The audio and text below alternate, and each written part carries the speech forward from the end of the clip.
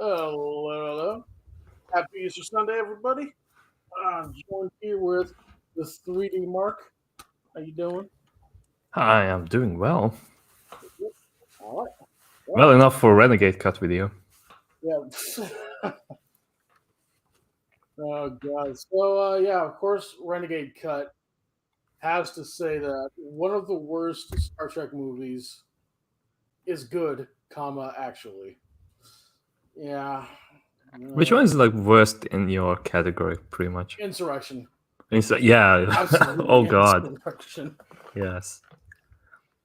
Fucking oh god, we have to go to specific nebula to get like the regeneration thing. Like, oh, we can't possibly like recolonize these people, right? Even though they're in Federation space, let's move them somewhere the fuck else, like they've done in the past.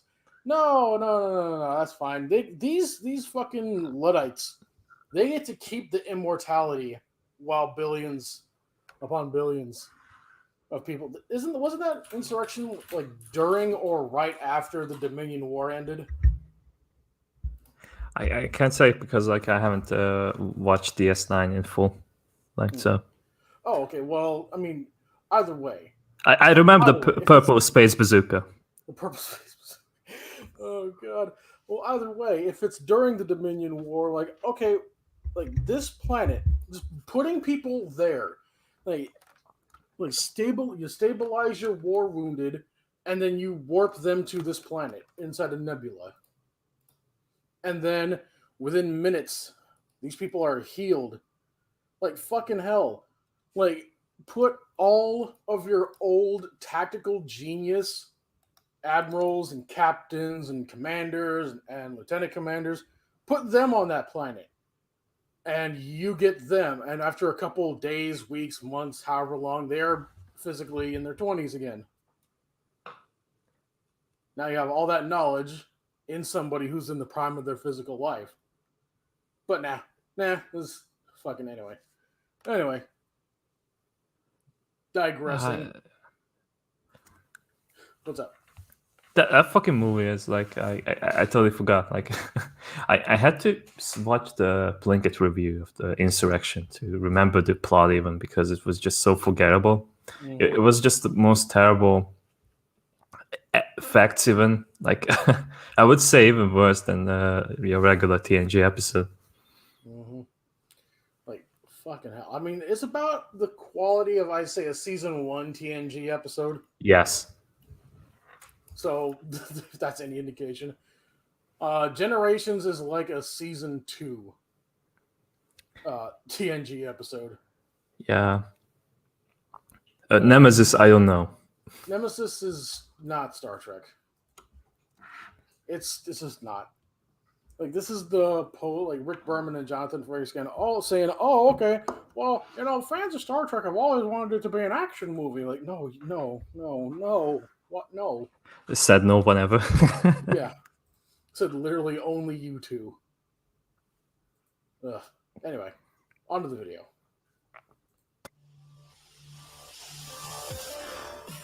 Bisexual lights already. Yeah. On May 23rd, 1994, Star Trek The Next Generation aired its series finale, All Good Things. That was The a good two-part finale. episode- Yeah, it was a good finale, and It should have fucking ended there. Yeah. He's like, oh, good. Like, okay. Like, Picard, like, he's like, oh, okay, he learned the lesson that he needs to be there and present with his friends and family that he's cultivated on his ship for so many years. Great. Perfect. All right. But no, we have to cut to Space Ribbon and Malcolm McDowell and then they just like regress his character back to the same as he was in TNG. Worse than TNG. Like, worse than TNG, yeah. He's a psychopath. The Curl and Escar, like that little thing. Like in Generations, he just picks it up, looks at it for a second, and just puts it back in the fucking rumble. Like, bro, what? With stock sound effects. Oh yeah, it's a stock fucking pottery break noise. Yeah. All right, so boop, boop, boop, boop. You're looking for the clip. Yeah. We have a request. Oh. So, You know, back when I was in the academy, we would follow every toast with a song.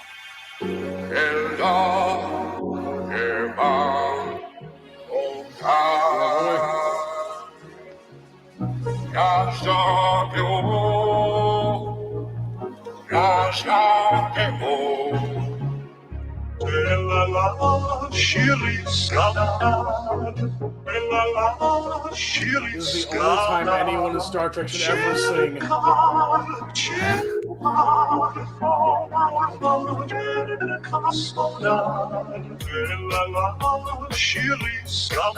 boy.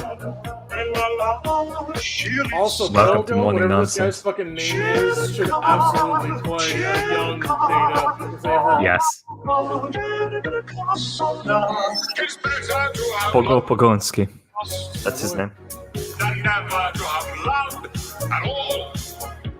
Come cheer up, my lads. Come cheer up, my lads. 'Tis better to have loved and lost. 'Tis better to have loved and lost. Captain Jean-Luc Picard, and never to have loved at all. The Federation starship. Come cheer up, my lads. Come cheer up, my lads. 'Tis better to have loved and lost. Captain Jean-Luc. Anyway.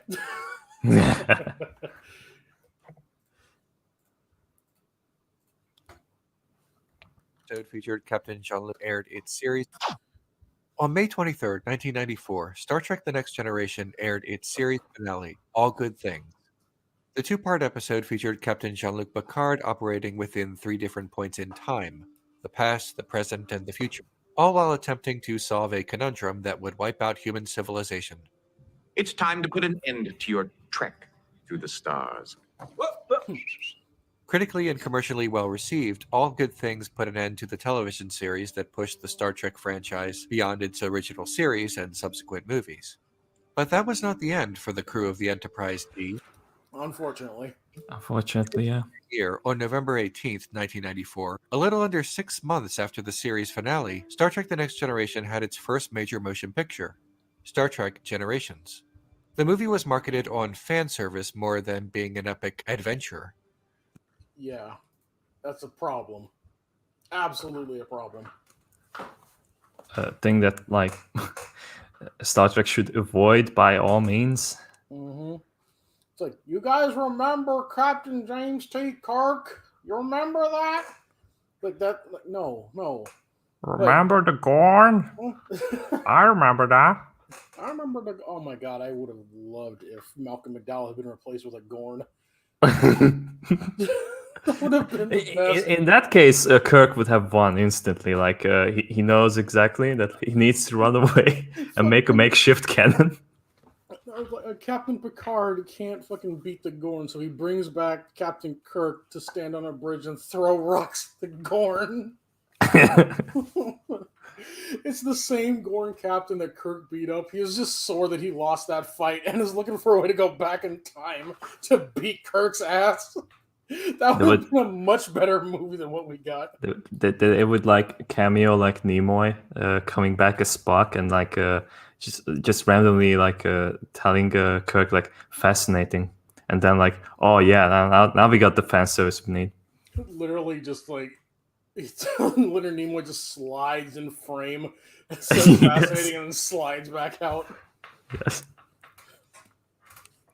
The fan service in question was the meeting between Captain Picard and Captain James T. Kirk. The tagline on the poster was, 2 captains, 1 destiny. I mean, that's a lie, because one of them lived after this. Literally, one of them didn't die. Yeah. I just think like, what kind of destiny is that one? Like, there's no destiny in this fucking movie. It's just like. No. Get Clockwork Orange Man under the rock, and that's it. Mm-hmm. Give him, oh my god! If only Malcolm McDowell had some of his droogs with him. Yes. Paramount wanted Star Trek fans excited about that. The movie itself was immaterial. It was the fan service that was the hook. The Next Generation gave us episodes with McCoy, Spock, and Scotty, but not Kirk. Now all those nerds on Usenet would Renegade cut before the head shave. have something to look Before forward I to went besides a to lifetime North of South virginity. Korea. Generations was a box office success, raking in over $118 million worldwide against a $35 million budget. Critical and fan response, Oh my however, god! was Oh god! What is that? Oh no! Oh no! And I thought the Discovery Klingorks were bad. Fuck. Bro. What is this supposed to be? That's supposed to be a guy cosplay. Is this Renegade Cut? Is this Renegade Cut cosplay? This is as Renegade's Klingon? Cut's dad. Oh no! Oh no! Yes, friend, that is Mars Girl cosplaying as a Klingon. Goddamn. What the fuck? mixed. Critics were evenly divided, and Star Trek fans who bought tickets on the promise of some big Does look team better. up or battle Yeah. between Picard and Kirk were disappointed to find that the two captains don't share the screen together until 1 hour and 29 minutes into the movie, and that Kirk dies less than Even 20 that was minutes too later. much. Oh my god. Oh no. Oh, it's been way too long since I've seen this, and like putting that in perspective, like holy shit, Kirk wasn't in the movie for a half an hour. Fuck. Trek fans were also furious about what Trek fans often love to gripe about: minutia. Why does the bridge look all well lit, like a movie? Why does Captain Picard want children all of the sudden? Yes, that's because it goes First of against all- his character. Like, Yeah, okay, that's there was like the that one thing. episode where Picard was stuck with children in an elevator. I think. Mhm. Yeah, like It was like, oh hey, maybe children aren't horrid little goblins after all. That's Yes. like that's his character development, not wanting to be a father. yes, but like it was totally not for him. Like he has like some respect and like he was like very nice with like his brother's kid, but that's it. Like that's the extent he goes. Like a man in his 50s or 60s was it like at this point for Picard. 55, I believe. Something like that. Like he's not going to like change. Like, oh, I want to be a father now. No. No. Mm-mm. He decided like he wants to with the Federation for until he retires, and that's it. That's his destiny. Like we pretty much see it in All Good Things. Mm-hmm. Like, and that's not a minutia. That's a Not at all. major character. That's a major character point. Like the lighting of the thing, like that's a minutia. Yes. Also, I've never heard anybody complain about that. Neither do I. Like I felt like it was like a very well shot movie at least. Like that visually it was appealing, but every fucking thing else it was just Okay. like Actually, slight correction. I remember Mr. Plinkett saying something about the lighting and not liking it, but I'm like, you need to be like a film school student to like notice those things. Yeah. Like, Yeah, like the lighting is fine. That's not an actual like issue. Why does the emotion chip look slightly bigger in the movie than it did in the series? Okay, that's also a Plinkett thing that they brought up. This is when was this video uploaded? a year ago. May 4th, 2020. Okay, that Plinkett review was like what, 15 years ago? 2008. Okay, yeah. So I can't math right now. 13. 13 years ago. So yeah, this guy is bringing up 13-year-old Plinkett arguments that are not really big deals. Yeah. I believe, if I remember correctly, Plinkett brought up that it was like nitpicks anyway. So Yes. Like he points those out because like at least like Plinkett like goes to like the core issues themselves instead of like these guys. Mhm. Why doesn't Captain Picard care about the Kurlan God damn Nescos? it. That's a okay. First of all, that is another Plinkett. This is a fucking third response video to a 13-year-old Plinkett review. 1, 2. That is a major gift from an archaeology professor. Yes, like Picard was like so impressed by it. He was like, "Wow, Picard this is combed his so pants. important." Picard combed his pants when his professor gave that to him. Yes, bro. Didn't anyone bother to think about the Kurlan Nescos?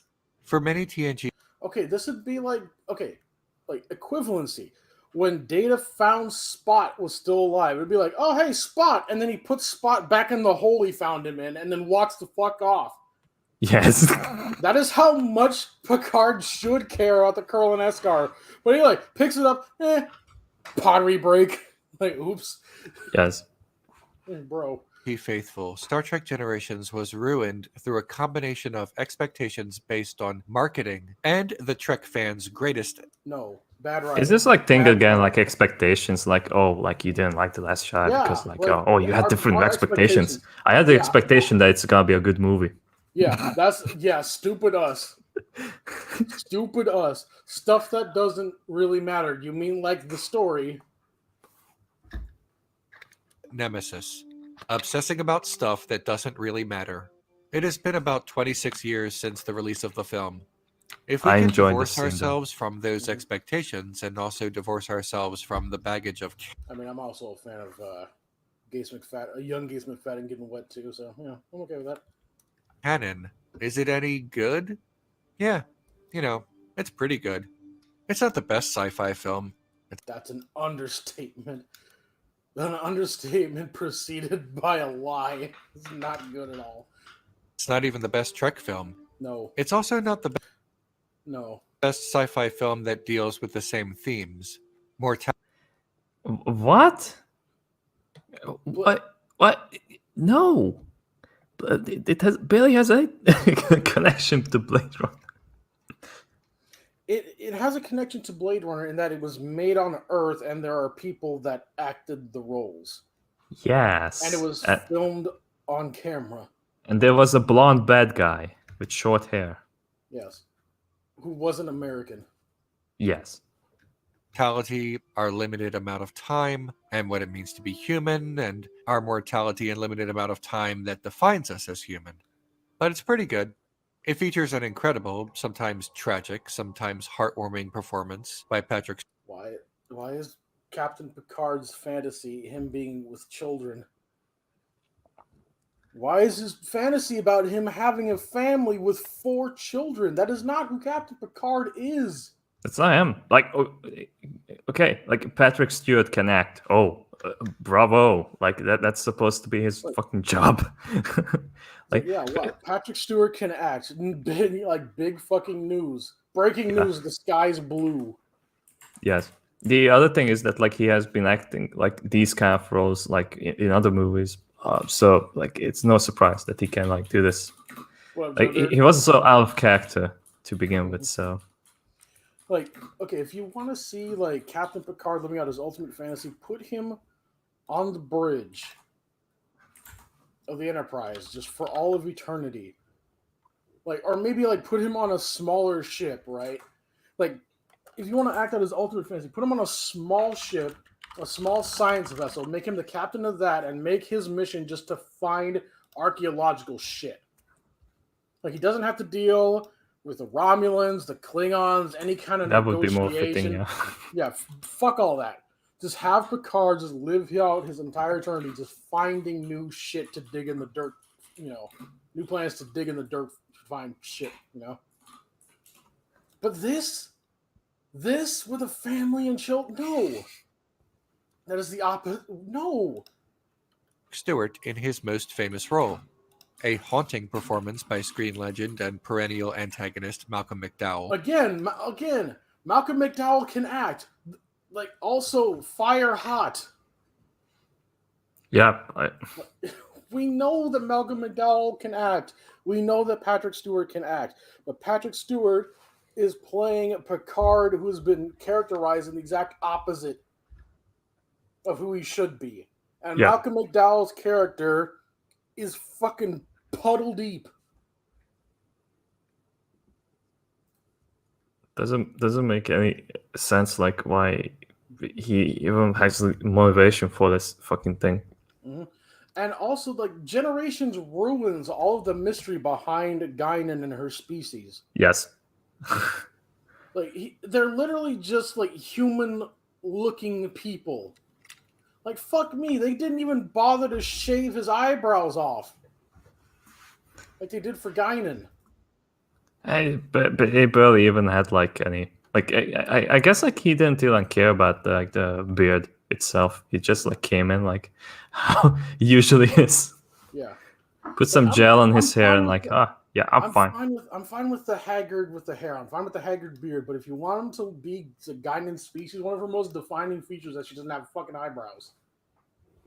Like that would at least like you know what like people complain about the weird noses and the forehead bumps for the Star Trek aliens, Yeah. but like, come on, that's like the least you could have had Malcolm McDowell do is shave his eyebrows off. Yeah. And to make him look like the same species as Guinan. But even then, like Guinan was supposed to be some kind of weird like almost Q alien. Yes. Like, bro. But nah, he's just a guy that wants to get into a ribbon. Memorable moments of both comedy and tragedy. The score is lovely, and special effects hold up to this day. Star Trek Generations on Blu-ray in 2020 is still visually impressive. There is a lot of craft and a lot of heart that went into this film, but your mileage may... I don't know, because like there's like some scene. I think it's the one where Data is like searching for where Malcolm McDowell's character could possibly be. And the 3D effects in that shot is like really dated along with the green screen. But other than that, I can't really remember like scenes that were dated. Like otherwise, it looks great. Movie-wise, yeah. Yeah, it's fine. May vary depending on your expectations, level of obsession over canon, and your degree of sentimentality. Generations is perhaps Star Trek's most sentimental film. Not necessarily its most emotional overall, but arguably its most sentimental. During a promotion ceremony, Captain Picard receives a message from Earth. His brother, Robert, and his nephew, Rene, previously introduced in the famous TNG episode Family, have tragically passed away in a fire, presumably at the Picard family vineyard. Picard realizes that with the passing of his nephew and his advancing age, there may be no more Picards, and though the series initially presented the captain as someone with little tolerance for children, by the time of the film he has softened greatly on the matter. With the sudden and enough to want 4 children at 50-something years old. I'm gonna go ahead and press X to doubt on that one, sir. Like,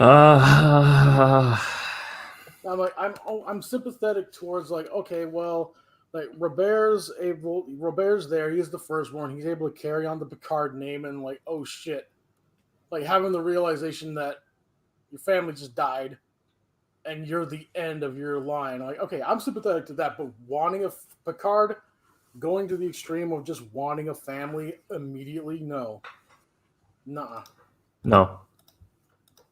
unexpected passing of his nephew, the closest he had to a child, Picard realizes he, too, wishes to be a father, but that opportunity may have passed him by. I feel like the scene, like when he was like very emotional, it's just like it's just not Picard, because like I think like he was like had like a very emotional moment, but like that this is not like how he like went through with the scene. So it's just like so out of character for him to like do it in this fashion. Mm-hmm. Like probably like nobody told him like how he should like do it. So he was just like, oh, just cry on the screen. Yeah, especially in front of someone else. Even Counselor Troy, like if Picard had broken down to Beverly Crusher like that, I would have been more accepting of it. But this is Counselor Troy. I know she's that's right. I know this is school. I know she's the ship's counselor, whatever, blah, blah, blah. But he has more of a close relationship with Beverly Crusher. Yeah, Beverly was like, should have been the person. Because, Mm-hmm. that's connection. But and she has the history of losing her husband. Like she could have been sympathetic. after failing to understand a social situation, opts to insert an emotions Data just to be a father. Well, this is also out of character for Data. The whole pushing Crusher into the thing, like, no. Data's learned enough about humanity and has experienced emotions, before, enough to realize that that's not how that works. But that opportunity may have passed him by. Meanwhile, Data, after failing to understand a social situation, opts to insert an emotions chip to allow him to better understand what it is to be human. The Enterprise rescues an Elorian named Dr. Soren, who has been trying to re-enter an energy ribbon to another plane of reality called the Nexus. Within the Nexus, the inhabitants... Like, also, how did he get out? Oh, well, Picard just figures out that, like, oh, I don't want to be here. And then goes out. Yeah, but how did Malcolm McDowell get out? That's the thing, because like supposedly like he has the same powers as Picard here, but like I guess one can like undo the other one.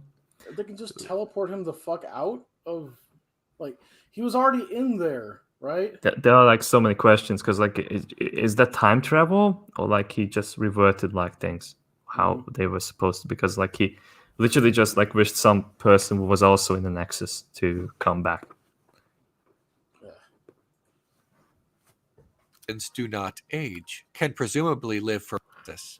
Within the Nexus, the inhabitants do not age, can presumably live forever, and bend their reality to whatever they want. Dr. Soren, whose family were taken by the Borg, has adopted a philosophy that since all life is destined to end, Also, the manner in which... don't remember, like, how did they originally supposedly get out of the Nexus? Because, okay, I remember that they were, like, conquered by the Borg, but, like, how did they get out of that in the first place? If I remember correctly, the Enterprise A? The one with Cameron from Ferris Bueller's Day Off as the captain? Yes. No, wait. Enterprise B. They just teleported them the fuck out of the ribbon. Because the ship that Soren was on was already in the ribbon. Yeah. And Soren has experienced what the ribbon had to offer, which is why he was so fucking all-fire gung-ho to get back in. Yes. But they never explained, like you could just teleport somebody the fuck out of it somehow, even though in the ribbon, as Renegade Cut just said, you can bend reality to your will. Yes. So how was the Borg an issue for them then? I don't well, This is so retarded. In fairness, the Elorians, the Borg had already gotten to them, and that's how they encountered Enterprise B and whatever, blah blah blah. But wait, no, that brings up a problem, because if the Elorians are close enough to where they could be picked up by the Enterprise B in the Sol system, mind you, because they were just taking a lap around Pluto at the time. Yeah. When the ribbon just fucking showed up, then how the fuck did the Borg not get to Earth before TNG era? Yes. Oh my god. Brings up a whole lot of questions. These movies, they just make, like, why? Like, why? Like, seriously, just put some forehead bumps on Soren and make him not Guinan species. Yes. That's a problem. It's just, I think, like, maybe, like, they just heard about the news of, like, Captain Kirk, and they was like, oh, God, okay, we have to wait, like, at least 100 years until he's dead for sure. He's dead. Because we gotta make sure because they put Captain Kirk as Locutus of Borg. He's gonna go around each Borg cube fucking all the Borg women. Yes. He's gonna override the Borg Queen's control. Resistance is few now. That's the last thing the Borg Queen hears. Like, I don't know how I'm going to fuck a torso with just a spine, but I will.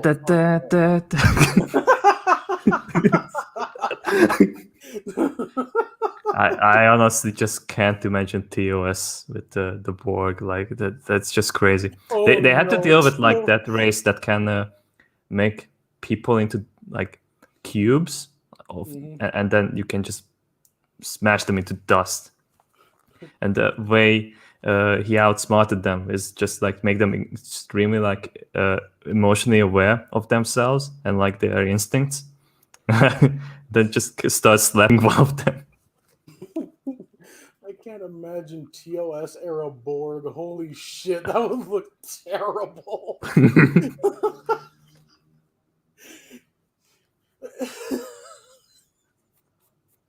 I mean, I know the Borg are already just a guy in a leather getup with tubes coming out of his head, but God, it would have looked so much worse in the 60s. Goddamn. Yes. Which one died? A philosophy that since all life is destined to end, the manner in which one dies or how long one lives is irrelevant. Outside the Nexus, nothing matters. But within the Nexus, time, which he calls a predator, has no meaning. The predator has no teeth. So convinced of this, Soren is willing to destroy a star, do millions on a nearby planet to draw the energy ribbon to him. Captain Picard takes the opposite view, that our Also, why didn't Soren just wait until the energy ribbon passed an uninhabited planet? Yeah. Well, who knows? Like, he wouldn't have drawn any attention. Why did Soren draw any attention from the flagship of the Federation? Like Guinan is what? Like, it was Guinan in that like old-timey episode talking to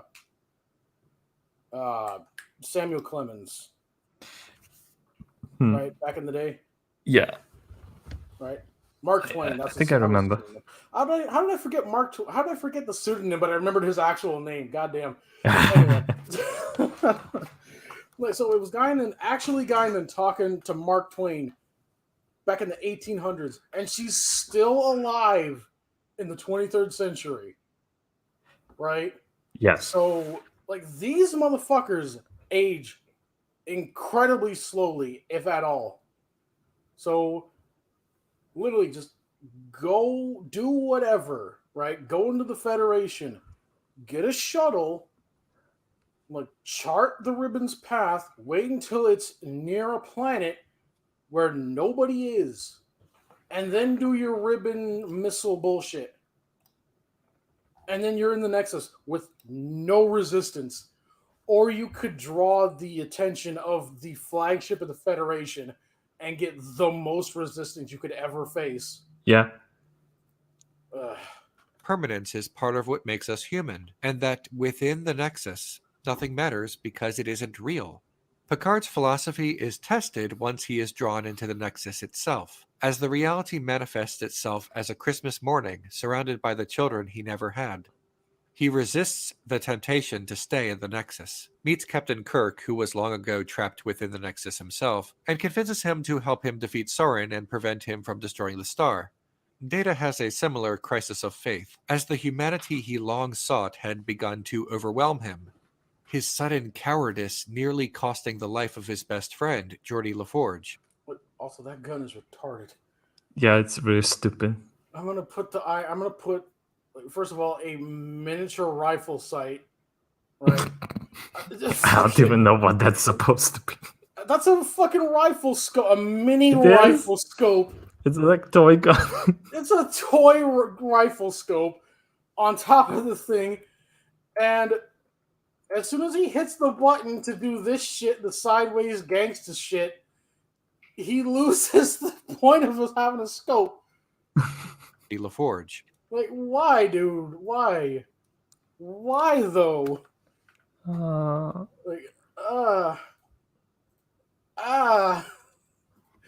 hate it so much. Geordi forgives him, however, letting Data know that he could not blame him because Data was only behaving like a human. With their respective feelings on humanity further solidified and their related crises of faith resolved, Data, Picard, and the rest of the crew embark on the next stages of their lives. Yeah, like all of the problems in the movie stem from Picard and his storyline. All the other shit, that's fine. Yeah. Like I'm fine with Data. I'm fine with the emotions overwhelming him because we saw that with that really shitty lore episode where Lore's taking over the Borg, right? Oh yeah, I remember that one. Yeah, Oh. like he was feeding Data negative like dark triad emotions. Yes. And he started experimenting on Geordi, which I'm like, okay, yeah, I'm fine with the cowardice. I'm fine with Data being overwhelmed with the laughter and all. Fine, whatever. That's not the problem. The problem is the main story. It is the A story of this movie. It's not good. Terrible. The Enterprise D was lost in the conflict, but rather than mourn the loss, Picard takes it in stride, stating that unlike Dr. Soren, he believes that we should not fear change, that time is not a predator, but a companion that walks along with us on the journey. As a movie, Yeah. Like the line is like, time is a friend. It reminds us to enjoy the special moments because they'll never come again. Because time is the reason why that'll never happen again. What? Thank you for kicking me in the nuts to remind me of the times when I wasn't kicked in the nuts. Well, now you can get kicked in the nuts, and you don't have to acknowledge it because it's not real. Yeah, yeah. In the ribbon, all nut kicks are completely nullified. Yeah, that's like something that like he brings up that like inside the Nexus, nothing is real. But okay, that is true. But you can make absurd wishes that modify the reality. So Also, how can you explain that? Couldn't you kill yourself in the Nexus? I don't know. I don't know. Like, it was never really. If you can bend reality to your will and you will yourself to die, then you could die. Well, technically, yeah. But apparently, Kirk never wanted to do that. So. Yeah, why would you? like all of this, without if human life is forever, then it has no meaning. But you could make it you could make it temporary in the Nexus if you wanted to. Yeah. Like this is what all of this temporal in-universe physics. If you think about it for any length of time, it all just falls apart. Yeah. Movie Generations is structured well enough. Its themes both established and explored. Its plot set up and paid off. As a piece of Star Trek, it fits. No, plot not set up and paid up. No. Oh shit! I just realized they managed to teleport Soren and the rest of the Elorians out of the thing, but they somehow lost Captain Kirk. And they couldn't pick up his live sign in the ribbon and teleport him out. Yes. Oh my god. I hate this movie so much. God damn. Yeah, it got everyone else besides him. And yeah. Just teleport him out. You did it already. You do it again. God damn it. It would be too much for them. Scotty wasn't around. Oh, wait, he was. Yeah, Scotty wasn't around to modulate the phase inducers and the plasma coil with the Heisenberg converters and whatever. Yeah. Oh god, this movie's stupid. It's neatly within its plot set up and paid off. No. As a piece of Star Trek, it fits neatly within the overall humanist philosophy of the franchise and optimistic view of the future. So, what? Okay. What is optimistic about a crazy man who wants to destroy a colony just so he can go for a vacation? Mm-hmm. And also, I know I said I was okay with all the Data shit, but at the same time, every time a Star Trek character sings, it's bad. So yes, cut this scene out, please. It's terrible. What is everyone's problem with this movie? Well, because it's bad.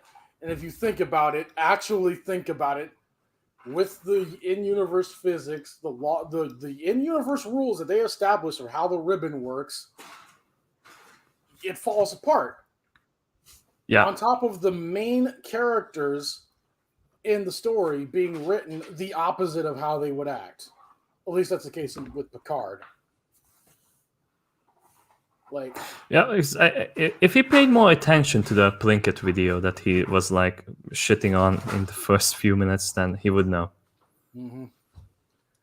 It may have something to do with the lens in which one This is watches so. the film. This was so stupid as well. Like, why? Yeah, Why did you have like TOS era Klingon tech? I'm okay with the Duras sisters only being able to afford TOS era Klingon tech after. Yeah, well, that was Duras- like 100 years ago. The House of Duras got BTFO'd by Worf. I'm fine with that. The problem is they managed to whoop the Enterprise D Yes. with said tech. I'm like, okay, fine. They upgraded their disruptors. They upgraded the photon torpedoes. But, but they captured Geordi and made him, like, they fucked with his visor. I'm like, okay, they could fluctuate shield modulations. That was like another thing that like they didn't like even like check Geordi at like, hey, like are you okay? Even though they have like encountered so many occasions that like, hey, like maybe like you remember that episode where the Romulans captured Geordi and turned him into a exact time same bomb to assassinate somebody? Remember that? I remember that. Yeah. Like so if anybody in the crew gets kidnapped and should be checked out after an alien race got him, it should be Geordi. Yeah. Uh, Instead, they do the most idiotic thing ever. You might not have noticed it. They continue the movie.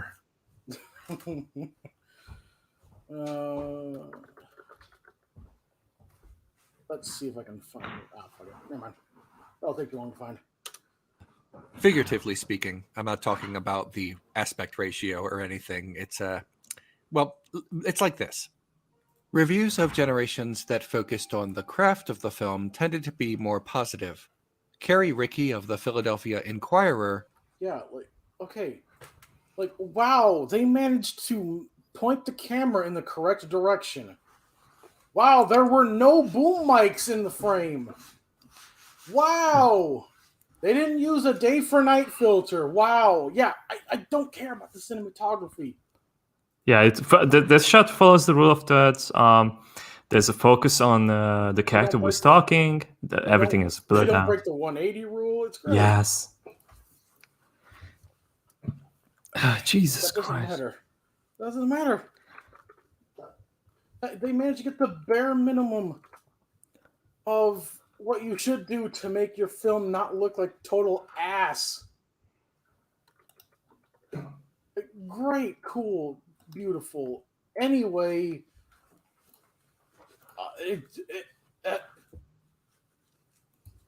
I honestly don't know like who Carrie Rickey is. I don't think it matters. It was just like a random review. Yeah. Oh, the Philadelphia Inquirer. Oh, great, cool.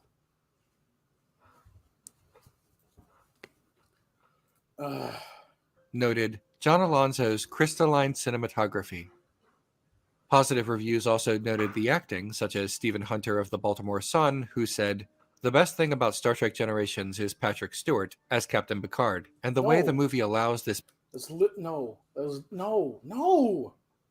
It's terrible. Like Patrick Stewart as Captain Picard is fine. It is what they gave Patrick Stewart to work with that is the problem. Yeah, this is like so out of character for him to do these things. Yeah. It's like, again, like Patrick Stewart is a good actor. Great. We know. We've been watching this show for 6 fucking seasons. We know Patrick Stewart can act.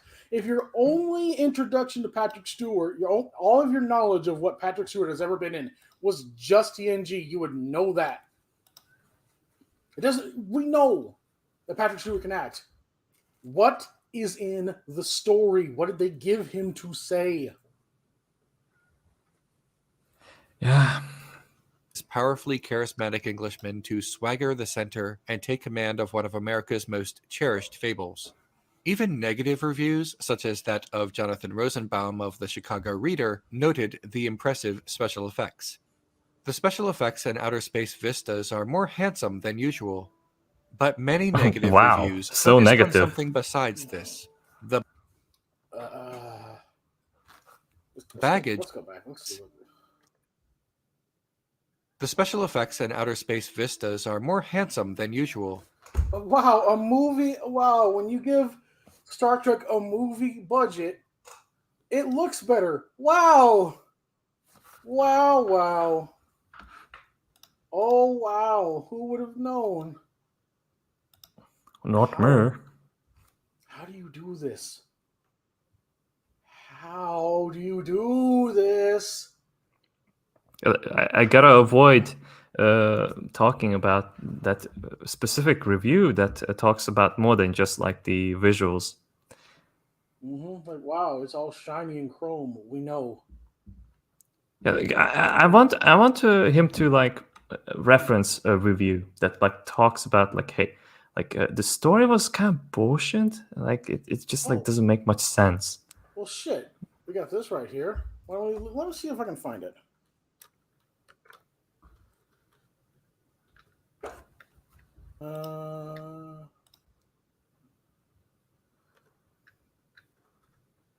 Rosenbaum.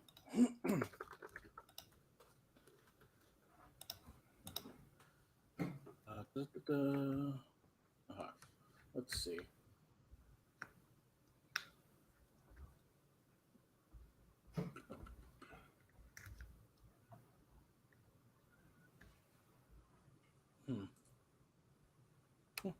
Oh, here we go.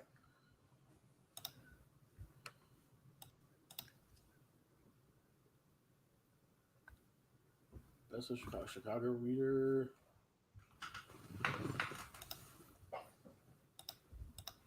A lot of time has been. This is literally nothing.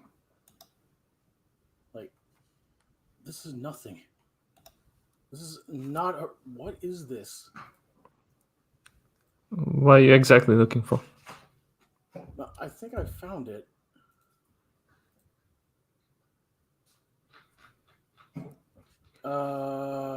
Okay, misleading, offering a second false promise with Star Trek. Country, the Starship Brigade return, yet another big action screen adventure. Cast member from the 60s TV series Generation, including the uncredited Whoopi Goldberg, John Picard, and James T. Kirk, 24th century, separate. A lot of time is spent tweaking, indulging, Trekkie nostalgia. They recycle favorite motifs while boring everybody else. So that all shit from a robot character is clearly meant to resonate with something like the emotional complexity of "We Shall Gather at the River," a John Ford picture, but at John Ford picture. But at least the special, like literally, like this is, wow, this is pretty, yeah. A lot of times, yeah, this is really not a good. Like, I love how he highlighted this, right? Yeah. Like, but all of this, like all of this, is like, yeah, movie shit, right? Like, like they're literally just rehashing a lot of shit, like tugging on nostalgia, recycling motifs that we've seen for the past 6 seasons of TNG and the 3 seasons of TOS, and the TOS movies. And then Data said a cuss word, you know, which is supposed to resonate with us, but doesn't. But, you know, at least it looks okay. Yeah. You know, the frames were following each other, so it's like very logical that they are moving. The editor didn't include any black frames in his edit, so that's Yeah. beautiful. I loved it. Wow. 10 out of 10 movie. Bro. Like, he specifically cut out the "at least." God damn, dude. The special effects and outer space vistas are more handsome than usual, but many negative reviews focused on something besides this, the baggage of this being a Star Trek movie.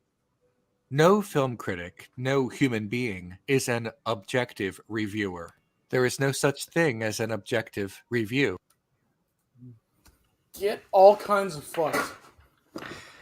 Your Yes, title there of isn't the- a review that is 100% just objective, but You can have there's a objective mixture of scores. that. But okay, Star Trek Generations is good. Is good. That is an objective statement, dude. How do you do this? Even a movie review written by an artificial intelligence would have the bias of whoever wrote the program and what that person No. No, No. no. Like there is no bias in there's no bias in fucking programming a robot. Unless you're one of those motherfuckers that looked at that CNN review saying that robots are racist because they're painted white and took it seriously. Which this is going to I honestly think he is one of them. that happened. God damn. believed was and was not important in judging a movie. There are standards in movies, but these standards are still subjectively agreed upon by individuals as what is important and unimportant. It is in no way a failing, only a fact of human It's nature. not. Standards are not subjective. No, then they're not stand. Do you know what standard means? Do you understand what the definition of standard is? Absolutely, I absolutely doubt it because like he just like mentioned like so many things that could be like just like very easily like objectively like achievable, like aspect ratio, frames per second, and like the camera work itself. But he thinks that all of that is subjective. Like how? Like you're following like a standard that like literally a standard that like it needs to be shot in a certain way. I don't know. I think his brain gave up. Yeah, I gave up a long time ago. Okay, standard definition the third: something established by authority, custom, or general consent as a model or example. A model, yes, a model is not something that just changes because like I think it's not right. Definition of force: something set up and established by authority as a rule for the measure of quantity, weight, extent, value, or quality. Like that is what we mean when we say standards. Come on, movie Bob, you're racist. Oh, stupid. No, this is movie Bob's kid. Yeah. Like this is the fucking like movie Bob reproduces by budding, so this is like the thing that fell off of him at some point. Yep. Sure. Professional film critics know their reviews are not truly objective because they know enough about media studies to know that's not possible. It's just Why is media studies then? Is it all subjective? Is that the thing that teaches you the standards for what a media should look and sound and be like? Is that what that is? Do they follow If it's all certain subjective, standards? then it's just like I'm also a media critic myself, like because I thought so. Mm-hmm. I mean, we are.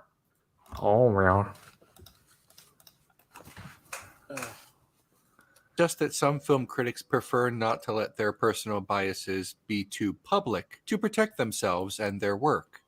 The only people who think their criticism is objective are amateur critics who wish to preserve their opinions as correct under the guise of this false objectivity.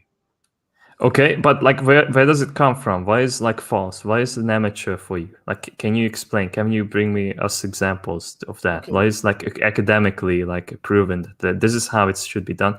And why do you still stand by that? Like it should be just all subjective. It doesn't make any sense. If you want to like go through this route that like you want to like back your knowledge, like what makes a good critic, is that like it should be like something academic or like it's not amateur work. It should be like backed by like okay, a standard. Okay, what is a standard? Which standard are we applying here? None. So far, he didn't mention a single example. Yeah. Okay. So so to recap where we are, 9 minutes into the thing. Shots at Red Letter Media. The movie looks good, and now objectivity doesn't exist. Shots at Mahler and his ilk. Yeah. Very much like at that crowd. Mm-hmm. Like, okay, like Renegade. Here's a thing that happened in this movie. The Enterprise B finds the ribbon. There are people already in the ribbon, including the main antagonist for this movie. The main antagonist gets teleported out of the ribbon, right? The ribbon hits the Enterprise B right where Kirk is. They think Captain Kirk is dead because they didn't scan for his life signs. Even though it is established that they could find life signs and pull them out of the ribbon literally 5 minutes before that scene happened. Yes. There was even that TOS episode where Kirk gets stuck in like a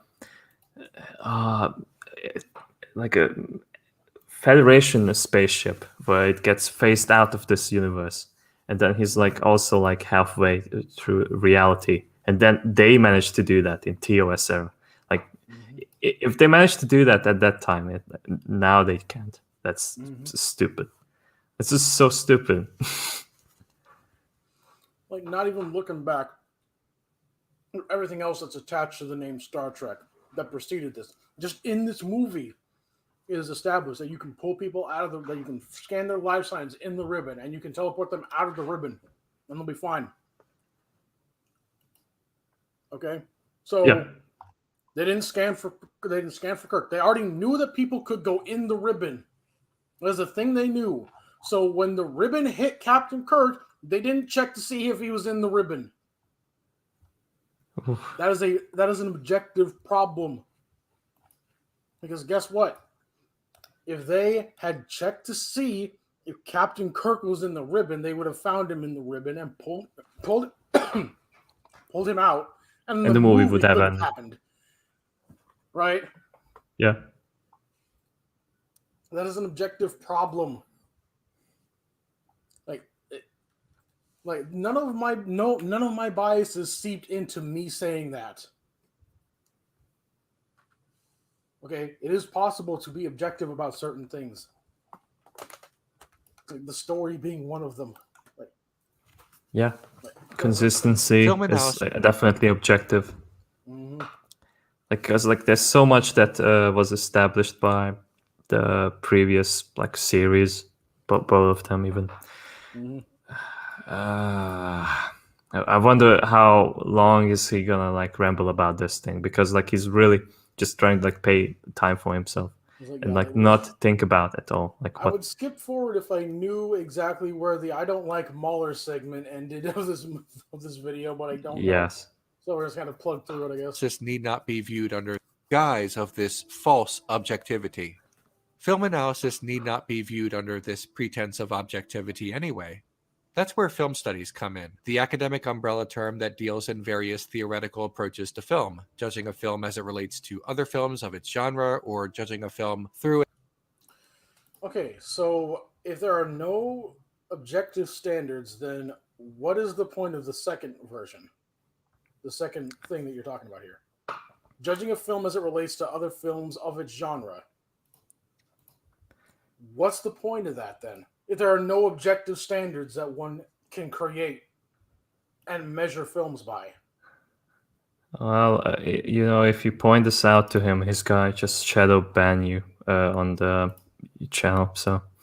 Oh no! Oh no! But that happened like with one of us, I think. Like I think on the server.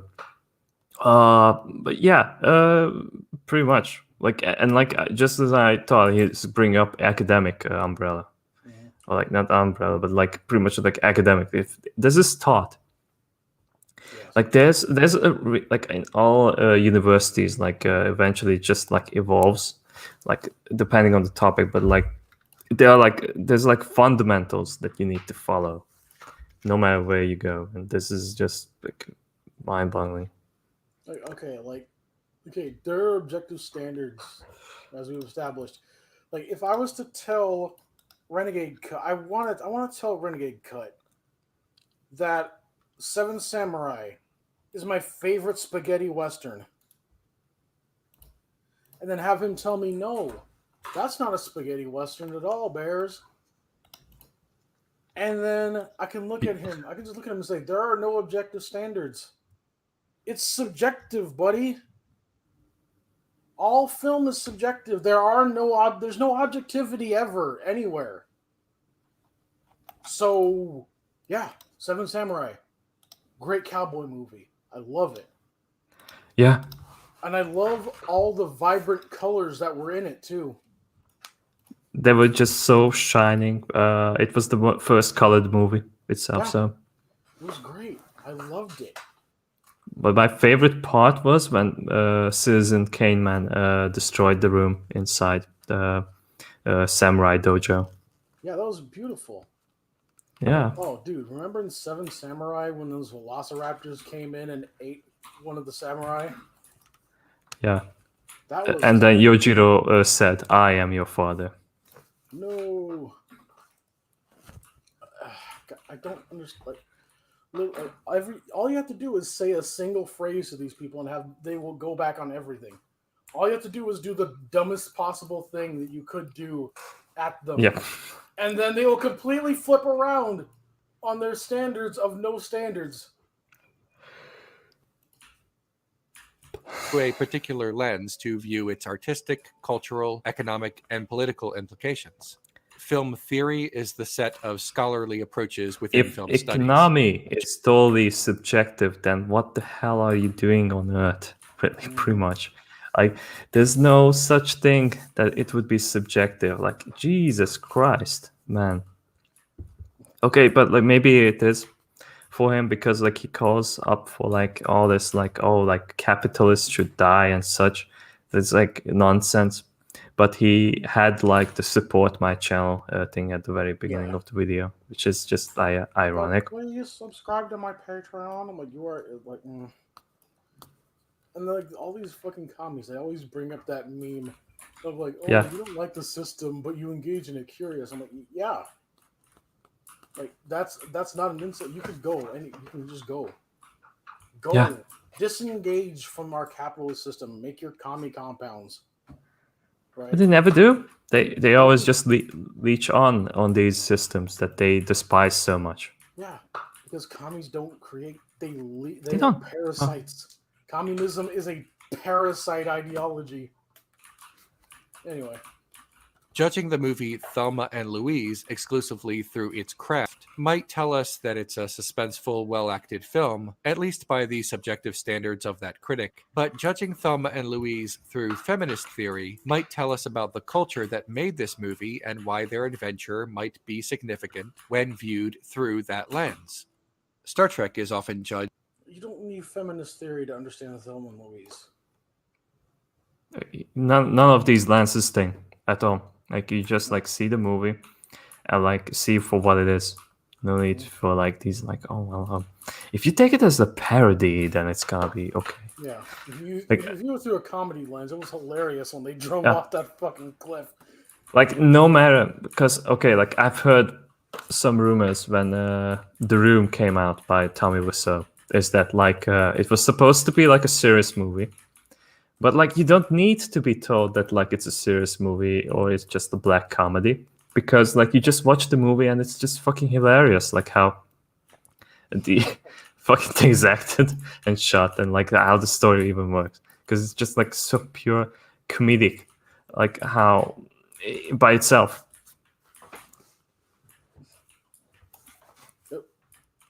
Oh shit! What up, Flint? Hello there. Hello.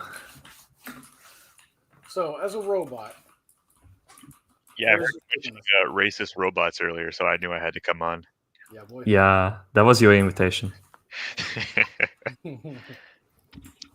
In academic papers and books through the lens of its economics, due to its depiction of a post-capitalist Earth. Star Trek fans. It is post-capitalist because humanity finally figured out how to make infinite food. Yeah, That's why. You Like we learned how can to finally. make something out of nothing, and then communism suddenly works. It's post-capitalist, yet everyone uses credits. Okay. No, it's post scarcity. Like that's yeah. And they fucking they trade for shit all the time. You see Yeah. motherfuckers, Starfleet people gambling for gold pressed latinum. Delirium crystals, pretty much too. Mm-hmm. I don't know if they. I honestly I missed out on that part. If they still need to do that in TNG, or can the replicators create it too? No idea. Yeah, because in TNG, I remember Riker traded because he had accumulated like a couple of liters of biomimetic gel, and he used that to buy something from somebody. Yeah. So there is still trading. There is still acquisition of valuables. There's still fucking Ferengi is like all about that. yeah. Yeah, pretty much. Yeah, like that's where all the gold pressed latinum acquisition comes from. And you know what? Like I keep thinking back to that episode of DS9 where Jake and Nog want to get Cisco this ancient baseball card because Captain Cisco is obsessed with baseball. Yeah. Loves it. It's like, oh shit, some alien managed to find an old baseball card from the 1960s Earth. So, like, Jake and Nog, they fucking, like, go all over the ship for, like, 12 fucking hours doing this thing for this person and taking this thing from this person that they don't need and giving it. Like, they have fucking, like, 20 different packages of self-sealing stem bolts, right? Like, fucking 12 hours, this and that, just to acquire this thing, and they finally get it. And I couldn't help but think, like, man, if only there was some form of, like, I don't know, some, like, a representation of the wealth that you have, right? If only there was some kind of thing that you could put in your pocket that represents, like, the hours that you've worked or the wealth that you've had, that you could trade for that baseball card that you want so much and save yourself all this time and headache. If only something like that existed. Is someone drinking like a Capri Sun in the background or something? Yes. Oh, okay. No, that's just Mechanical Mark again.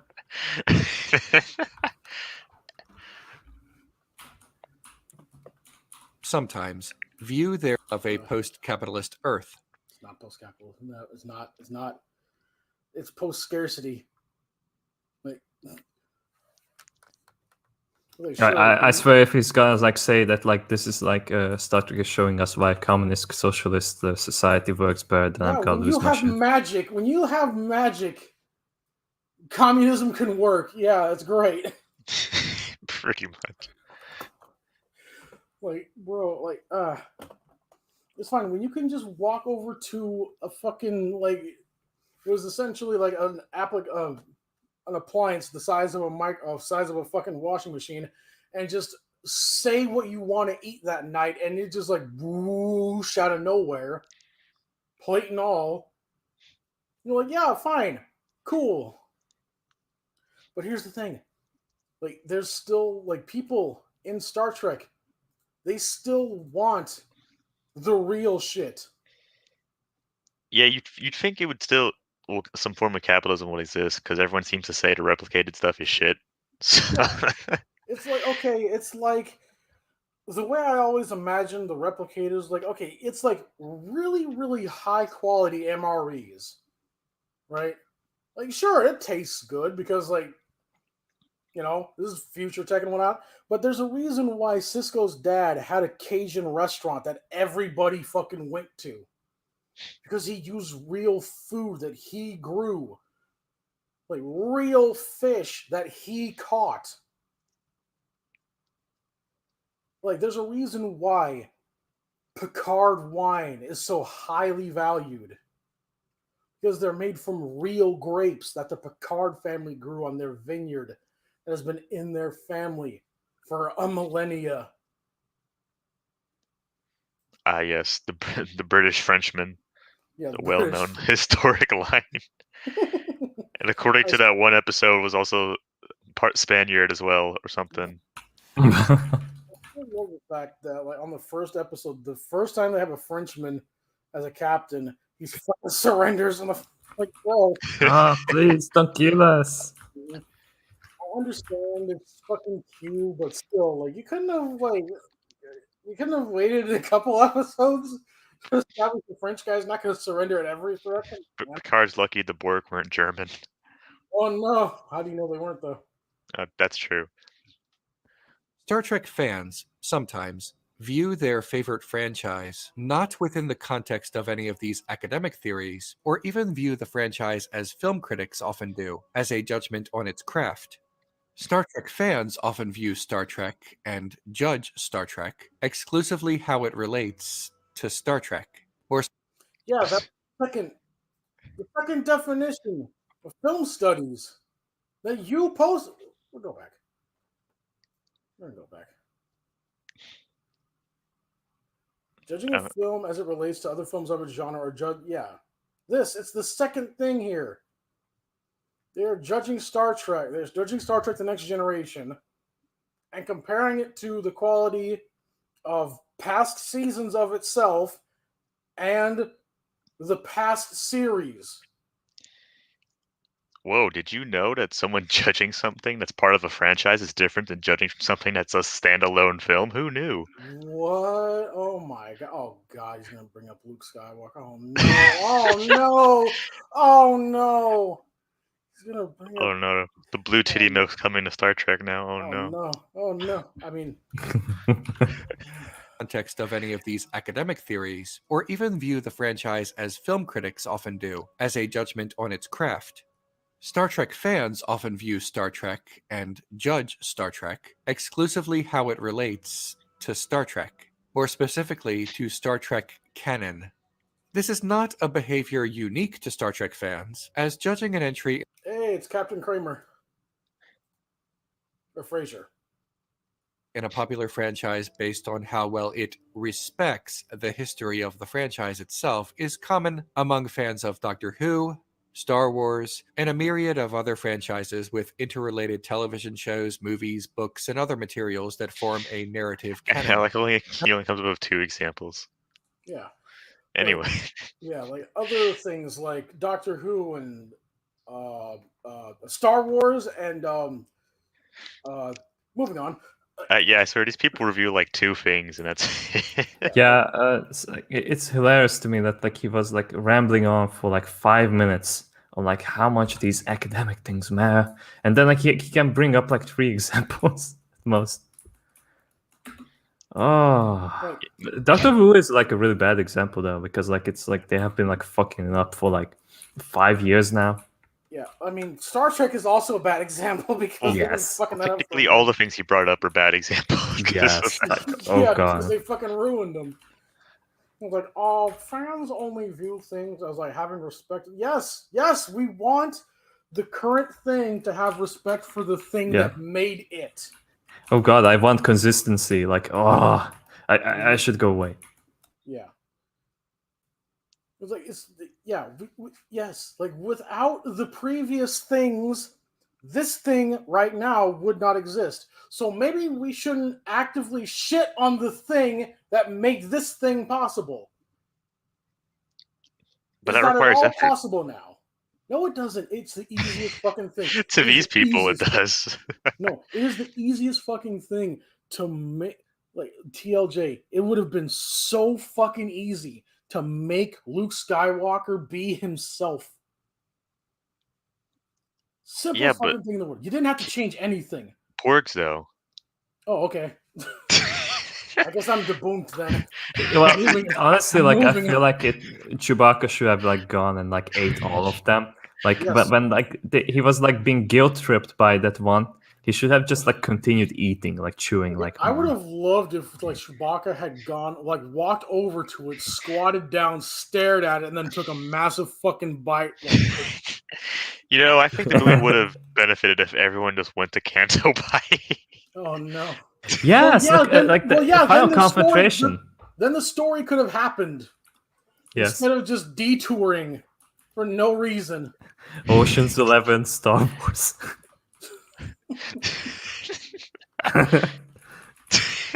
I would have loved a Star Wars heist movie. That could have Yes. been interesting.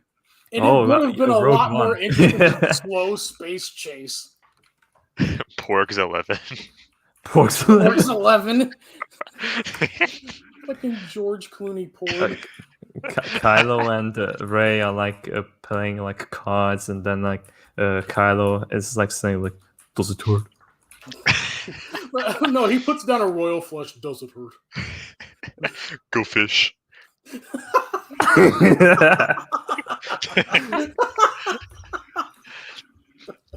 Judgments about And then the like behavior of Dr. Luke like uses that stupid power that like makes like a projection, and it's Oh, like one no. of the cards. Oh no! That's how Rey wins. He projects an extra ace in his hand. Yes. I've only seen this hand once before. It didn't scare me then, but it scares me now. Perfect. It's like poetry, it rhymes. and other materials that form a narrative canon. Judgments about the behavior of the Doctor's latest incarnation within this lens focuses less on the acting abilities and more on whether or not this behavior is substantiated by hundreds of episodes spanning half a century. Judgments about Luke Skywalker's behavior and demeanor have nothing to do with Mark Hamill's acting range and everything to do with the fact that when audiences last Luke, whenever No he realizes shit. he's lost the game, he throws the cards behind his back. No, like literally that. just makes the people play 52 pickup. But like, yeah, no shit. No shit, Renegade Cut. We don't judge the acting quality unless it's shit. We judge what these people are being made to say. Especially if these are legacy characters that they have played before. Or have been played before by somebody else. Like in his own example of Doctor Who, I've never watched Doctor Who aside from like 3 episodes, and that's what made me stop watching Doctor Who. But they established in Doctor Who that like, yeah, this is the same consciousness, but with a new body, there's gonna be new quirks and whatever, but it's still like the same person, they have the same memories. That's fine. It doesn't the little quirks of the actor that they put into Doctor Who, that's fine. Well, the problem is what happens to them and what they are made to say. That is the important bit. Yeah, I'd also like to say, Matthews brings up a good point. Why do these people always have to bring up TLJ into everything? Yeah, because like that's when media criticism has begun to go down. Like the objectivity and other things. People woke up. These NPC types, they find one thing, they latch onto it, and they never shut the fuck up about it. It's just on and on about one thing over and over. But themes, though. There's going to be a theme of me blowing my brains out if I hear about TLJ one more time. I'm just going to get rebooted, definitely. You'll never escape. Mark Hamill's acting range and everything to do with the fact that when audiences last saw the character, he was a much younger and different character. No. He was younger, yes. And he was different in that he was still himself. He was different in that he was younger. Yeah. Like, people like, oh, people like, oh, it's 30 years, he could have changed. Like, no, that's not how that works. When you get older, you get more stuck in your ways. It becomes harder for you to change as you get older. Because if shit has been working for you up until the time you're an old man, why would you? If it ain't broke, don't fix it. Right? Yeah, you become very stuck in your ways until you get dementia, then you change all the time. Yeah, like Resident Biden. Anyway. It might seem obvious, saw the character, he was a much younger and different character. It might seem obvious, even inevitable, that a person would change, grow, and even regress over the course of decades. No. When a person gets old and they begin regressing, that's usually a disease in their brain that makes them do that. Man, this is a very interesting Star Trek video. Talking about Luke Skywalker. It's always like that with Renegade Cut. Like he starts to like spend like the first few minutes with the subject, and then like goes out to something entirely different. And then by the end of the video, he comes back to the original topic, and then like, oh, anyway, I think I'm right. Give me money. Bye. I forgot. This isn't Luke. My bad. It's Jake Sandstrider. Old people only change. Yeah. Luke Skyhumper. Oh yeah, that'd been nice. Decades, but since there are no canonical films or television series that chart this change for the character, the narrow canon Star lens Sprinter. in which Star Wars fans this change for the character, the narrow canon lens in which Star Wars fans viewed this progression was no different to them than Luke Skywalker drastically changing his behavior and demeanor between scenes. Yeah, because we went from a Luke Skywalker who had just redeemed his father, who was Space Rommel, right? Right? Right. And then we cut to 30 years ago, or 30 years afterward, and he thought about decapitating his nephew who had a bad dream. Pretty based. Right? That's kind of an issue. We need to see what leads Luke from being what he was, what he used to be, to what he is now.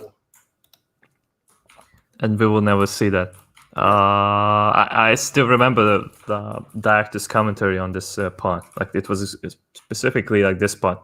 Like Ryan Johnson said that like, well, we had plans that like we would like shoot like a scene that explains like what was happening back then, like how the training was went wrong.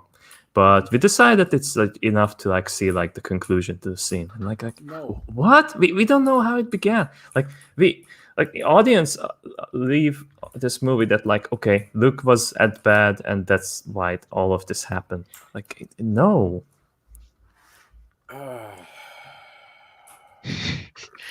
My favorite Star Trek captain, Jean-Luc Skywalker. Jean-Luc Captain of the Millennium Prize. Oh god, I want to see like Renegade. I don't understand how Ryan Johnson thought that was a good idea. Like, okay, well, we're gonna tell the story of the Odyssey. Okay, so we're gonna start out with at the end of the end of the Trojan War, right? He's sailing back, and then cut to he shoots an arrow through like 20 sword hilts, right? And somehow he's 30 years older. Somehow his kid, who was an infant, is a man now.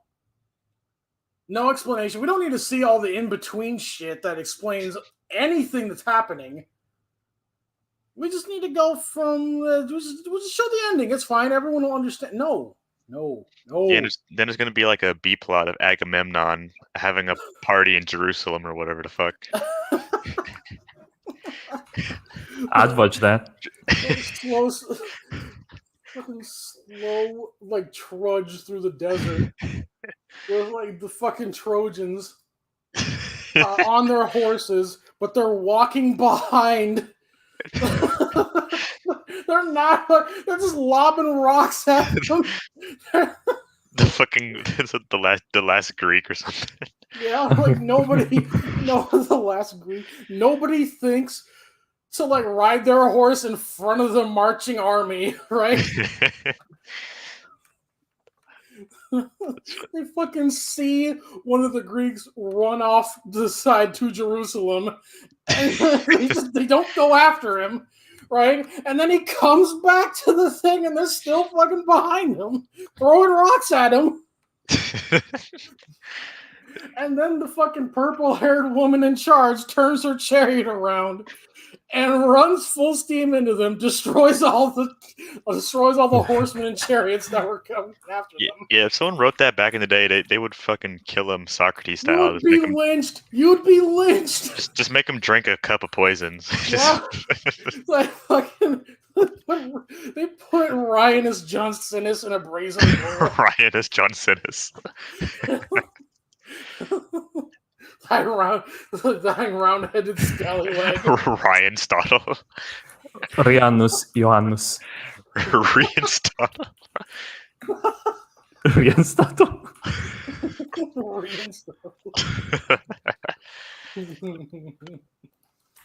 In fairness, the Oh, canon you gotta put that in the lens comic now, Ryan Stottle. I'm just. I don't know how. I'll see what I can do. The last Athenian.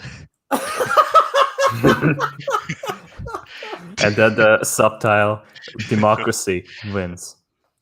Oh god, maybe I'll have that be like a movie that our characters go to watch and we all just hate it. What is this?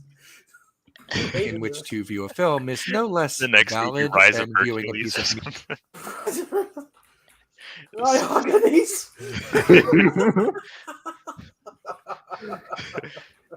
media through any other, in which Somehow Paris has returned. Somehow Achilles has returned. The heel of Achilles. Fucking sucks the energy out of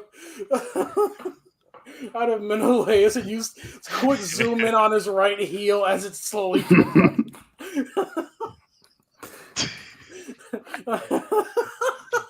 Once more, the barbarians will rule the Greeks. and we shall have peace. and demeanor between scenes. In fairness, the canon lens in which to view a film is no less valid than viewing a piece of media through any other academic theory. Okay, so you just admitted that objectivity and like viewing things with that kind of lens is valid, but you said a while ago that objectivity doesn't. What? Do you like? Did I fall into a time warp or something? What just happened? And, I how think much? Renegade Cut is stuck in the Nexus. Yeah, how much? How much of the Star Trek video is Star Wars? Oh God, I would not want to see what fucking Renegade cut in the fucking ribbon, like what his reality would look like. It'd just be like the 2001 scene where you're just like seeing colors and shapes and random shit just flying at you from every direction.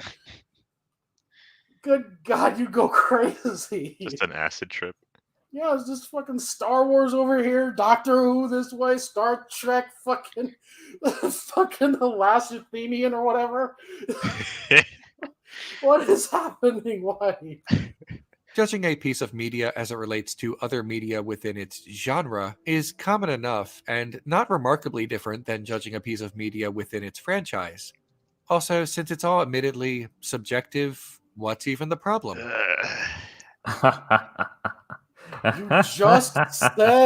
You just said that viewing what you just said that it's valid to judge a thing based on the thing it's part of. This is like the sixth time he contradicted himself. So who cares? What?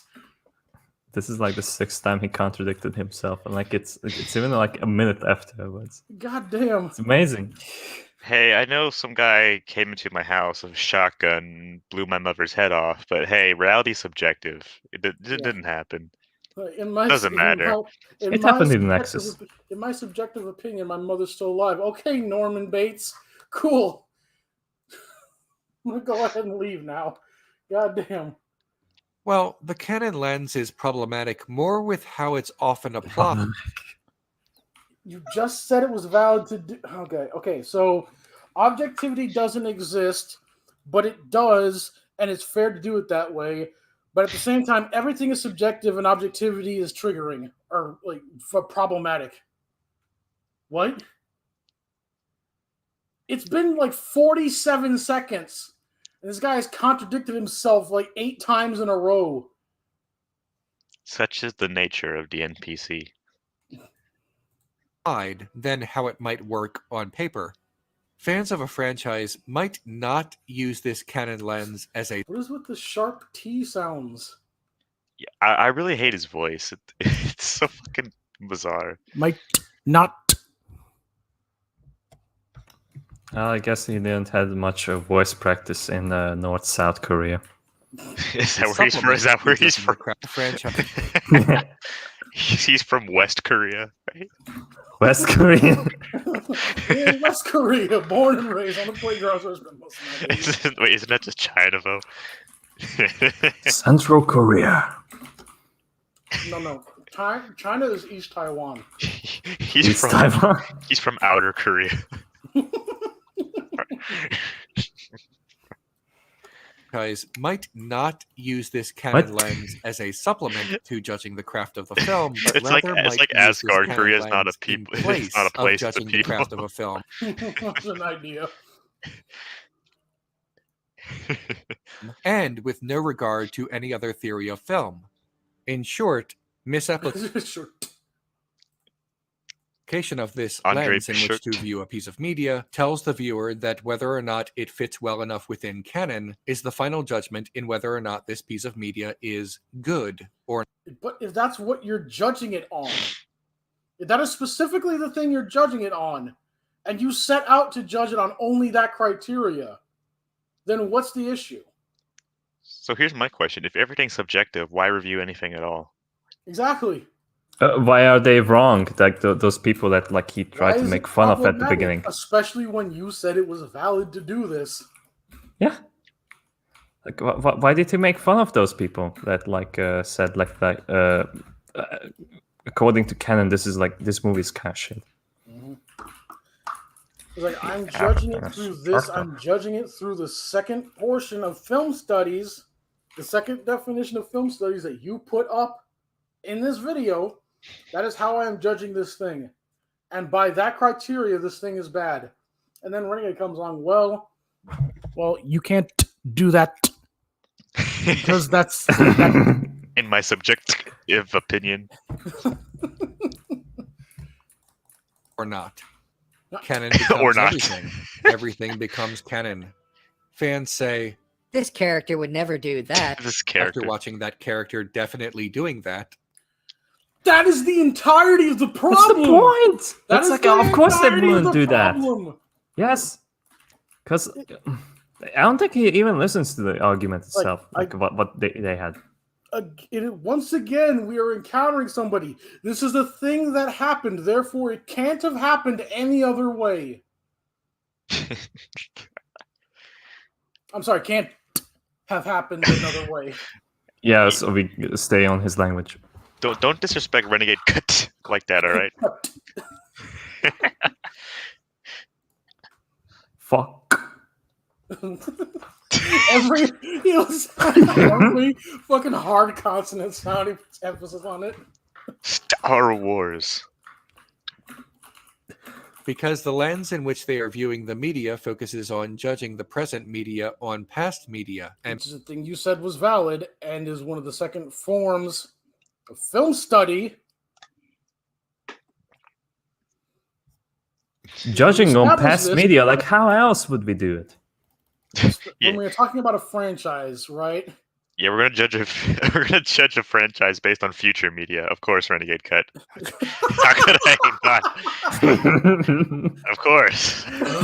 Mahler is so long that he can judge things in the future. He has a spider telling him what future movies are. Of course, duh.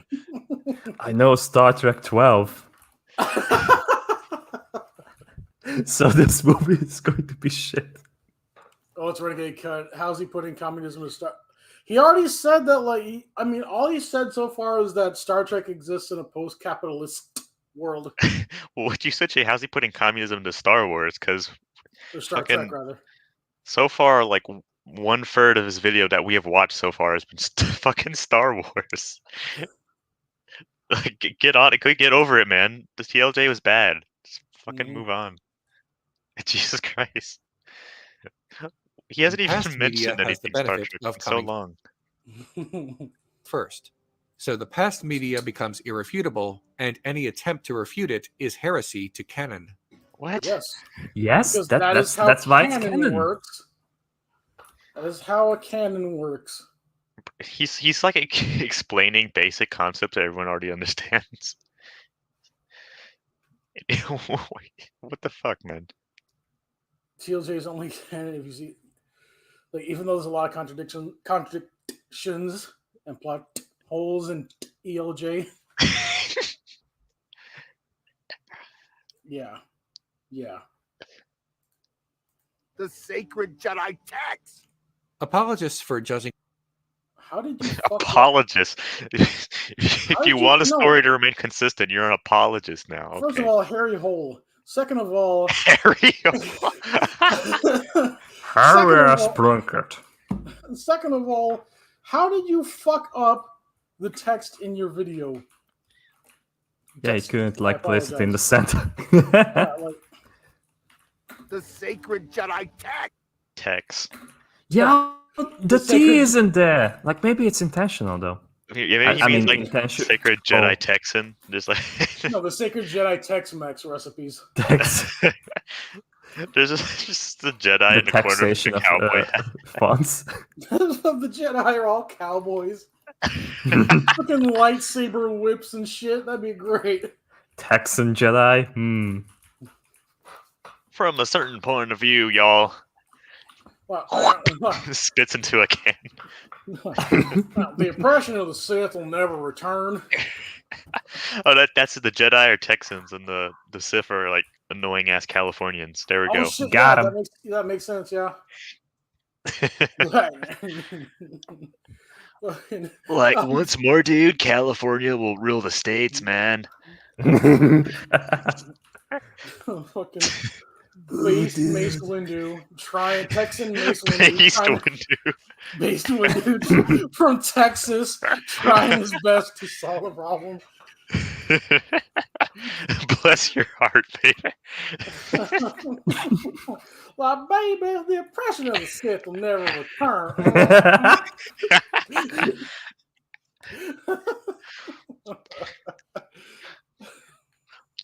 Like you turned him against me, Cletus. Like, you done that yourself. Instead of lightsabers, If you're one with me, you're my enemy. it's just really long revolvers. Only a Californian deals in absolutes. I want to see the cowboy cut of every Star Wars movie now. Release the cowboy cut. The cowboy. Hashtag release the cowboy cut. I need to see it now. Senator Palpatine, you're under arrest on behalf of the Senate. Like I am the Senate, man. Not yet, you ain't. Not yet, you ain't, boy.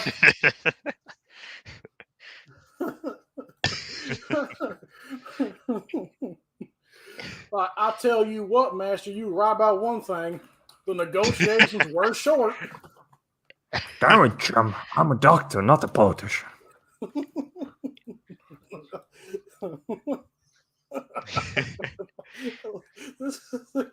We need to just end this video and just redo Star Wars as text. At least we're still driving half a Ford, Cletus. Cletus Skywalker. Well, there weren't no father. Well, I kicked his ass out of my trailer a long time ago. I raised that boy.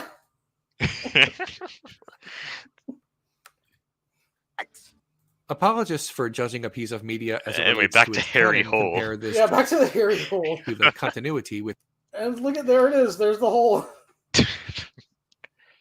within a single story, a book, an episode, a movie, etc. At Without least we moved on from continuity Star Wars. Yeah, now we're at Harry hole. or with too many holes in the plot, the story becomes less Too many compelling. holes in the Without plot. Too many Harry holes in the plot. No, Yeah. The it- whole or family is with very too many large, right? holes in the plot, the story Here's Magneto. becomes less compelling, too scattershot. And that's a good point. However, there is a difference between the All right, back to internal the continuity. fucking subject matter. Jesus Christ. Hey, we're 13 minutes in. We're finally back to something Star Trek related. Not the actual movie he's reviewing, but you know, we're at least in the same franchise now. Of a single story. That's a good point. Any holes in the plot, a movie, etc. Without continuity or with too many holes in the plot, the story becomes less compelling. Continuity. Too scattershot. And that's a good point. However, there is a difference between the internal continuity of a single story and external canonical franchise continuity. The former. What? Yes, and judging Star Trek Generations by its own internal continuity, it falls apart. Because of what happened at the beginning of the movie. But again, like if they had scanned for Kurt's biosigns, they would have found him in the ribbon that was still right there, well within transporter range, and they would have teleported him out of it, and the movie wouldn't have happened. Barry, you need to see Fran Mataraki's comment. Cletus and Jenny trailer stepper find out their siblings and go to third base anyway. Oh no. Oh no. Oh shit, and maybe that's why Jake Trailer Walker in TLJ wants to kill Kylo, because he found out that's his fucking inbred flipper kid. Hashtag Luke knows. So like, is Naboo instead of Naboo? Is it just called like just the entire planet is called like Utah or something? No, it's Arkansas. Arkansas. Yeah, the planet of Arkansas. The planet Arkansas. Colorado. Yeah, all the planets are named after states. Like fucking Alderaan is Rhode Island. Like, no, we don't have any weapons. You can't do that.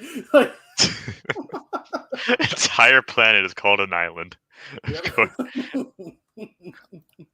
Former can be largely maintained. Eternal canonical franchise continuity. The former can be largely maintained. The latter, given enough time, cannot. Alabama. The longer. There we go. It's a better name. That remain external. There is a difference between the internal continuity of a single story and external canonical franchise continuity. The former can be largely maintained. The latter, given enough time, cannot. bullshit. Bull to the shit. If you keep a story tightly contained and you keep the universe, this is why. Like, the problem with the DC universe, right, is that they allowed themselves to get so fucking big and include so many fucking multiverses, right, that they couldn't actually maintain it. So they had to swap it out. They had to fucking wipe the slate clean and start again. But then after that, the canon of the post-crisis continuity is fairly straightforward. Like, sure, you have to retcon shit here and there, but there's not major changes and major fixes that needed to be made.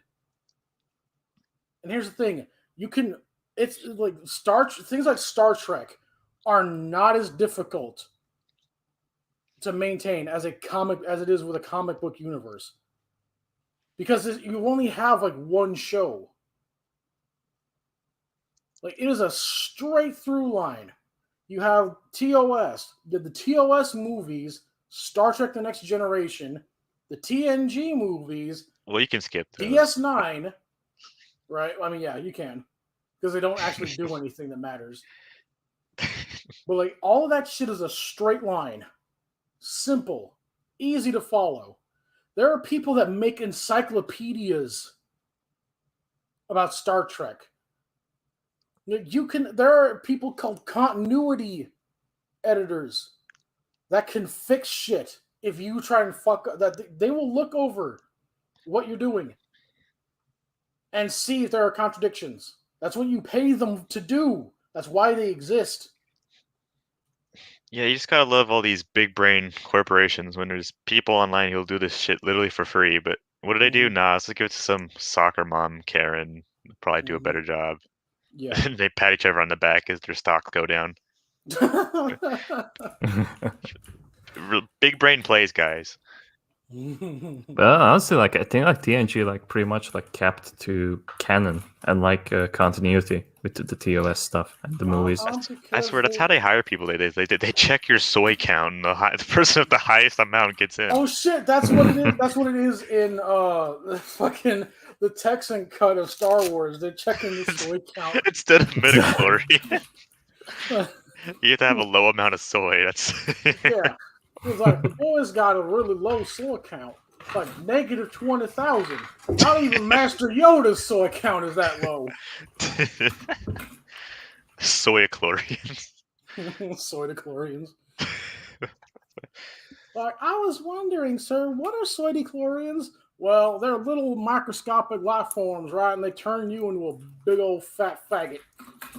Too many of them in your body. Anyway. The longer that canon exists and the more entries within that canon, the less likely there can be a flawless continuity. There's fuck off. That's part of the job. He is showing all good things. The part that is in the past. And they got the same actors wearing the exact same uniforms at the exact same ranks as they were in the thing. Like the last episode took place 6 years after the first one, guy.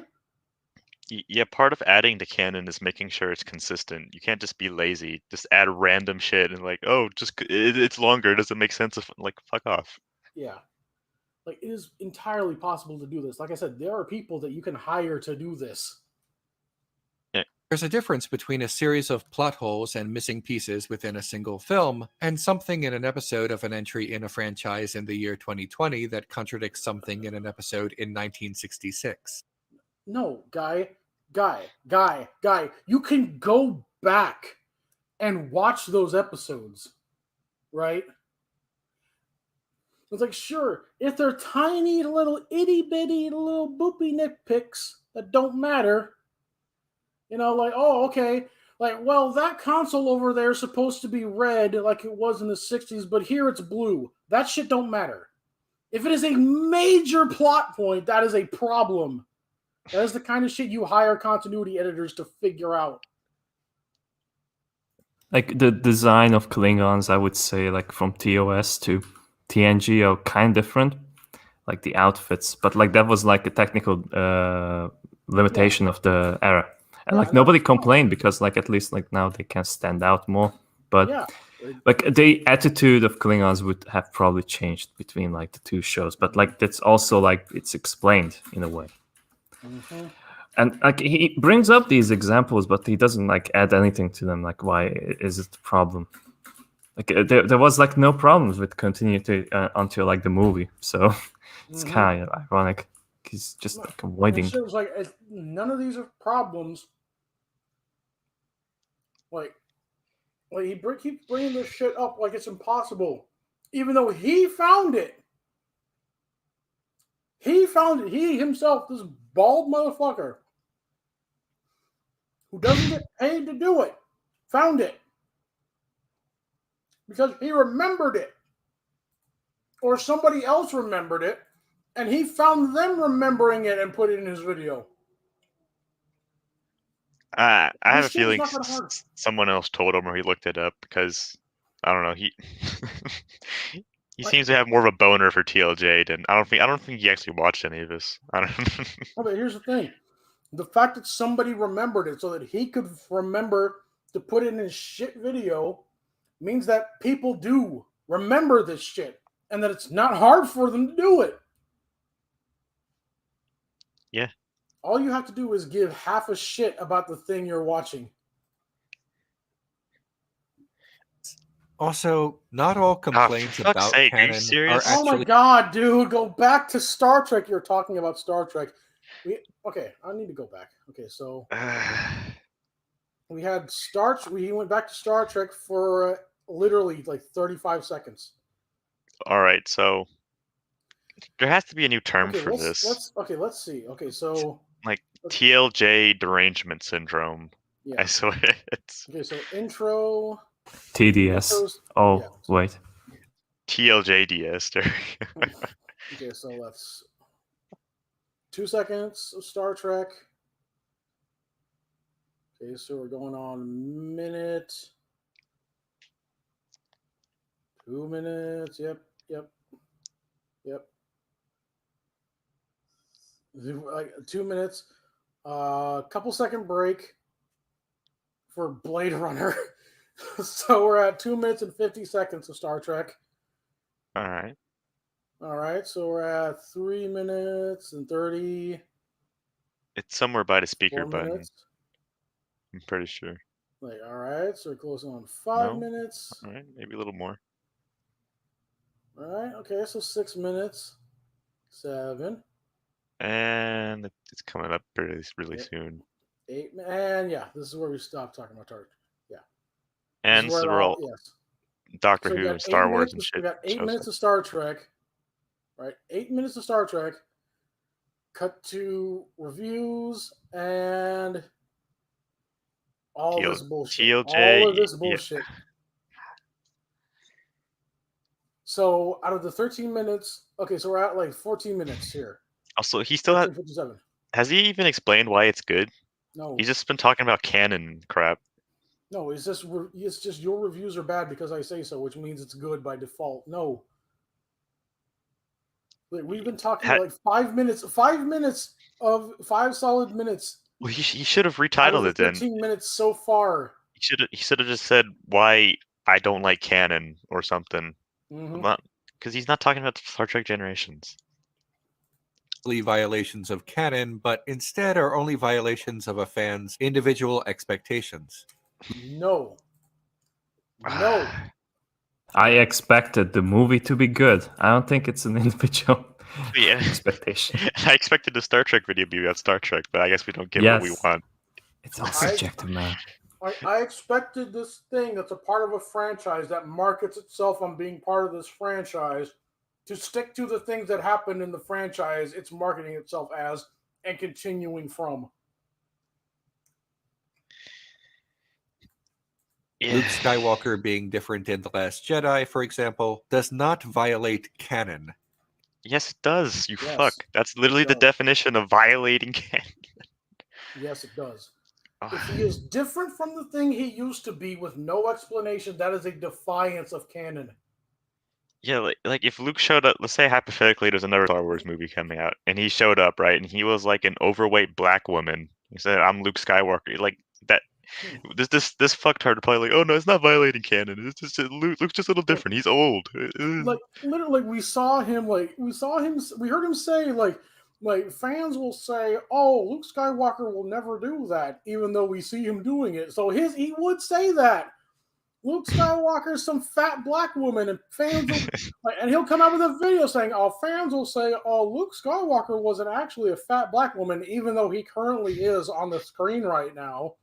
Actually, Luke shows up in the next movie wearing like Supreme fucking outfit, you know, like from the memes, and he has a backwards he has a backward cap and like an ear piercing, and he's like, "Oh, he's just old guys. He's just not breaking canon." No, he's actually 17 and wearing all that shit. He would still argue he's old or something like that. Mm-hmm. Like, you don't understand, he's old. You see, when Luke gets older, he looks like younger. It's in the books. You gotta read these books Disney put out to understand these extra fucking books no one reads. Read the codex entry that you find on the 5th level of this video game.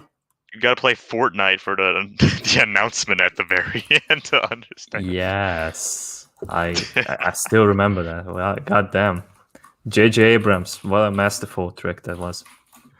It was just unwelcome Once for some. more, the Sith will rule Tilted Towers. Kill me. We have a #1 victory royale. But violate canon. It was just unwelcome for some fans. Yes, it was unwelcome because it violated canon. It's unwelcome even now because I want a video about Star Trek. Goddammit! I still don't know why it's good. Because no, it's good. We will because never know. This entire video is Star Trek Generations is good because your reviewing style is bad, even though I said it was fair that you do this. But many fans have come to mistakenly view their expectations as more canonical than something that actually is canonical. That's what happens when you fuck up so dramatically that people like will literally will say, "I don't consider this canon because of how fucking bad it is." That's why we have problems with it, because it's canon. Yes. If it wasn't canon, we wouldn't talk about it. Like, no, there's barely any people who talk about those terrible Disney novels that were made from Star Wars and not like Star Trek even, because like nobody cares because like they're not part of the canon. But like this movie, it's like it's forever gonna be this way. That like Luke Skywalker is a fucking coward who ran away and sucked the alien to the milk, instead of like facing the enemy himself and just like projecting himself like a fucking idiot. Yeah, like when everything leading up to it, not even just like fuck the EU, like throw that out with the bathwater. Like your name is Kathleen Kennedy, right? Just based on Empire Strikes Back and Return of the Jedi, Luke Skywalker would not have done this shit. No, none of this. Like there was like an excellent like story outwork, even like layout that like they could have just applied. It was all written for them. I'm black. What I miss?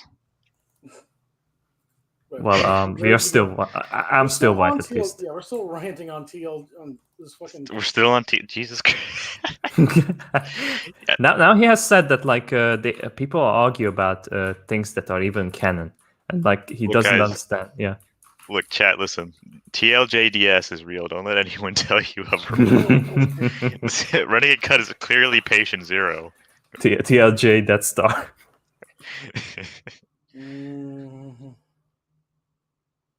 Oh yeah, like the font. Yeah. Run from it. The TLJ still arrives. Does it hurt? God damn. Like, we have to remember this is the same franchise that now has a rock as a main character.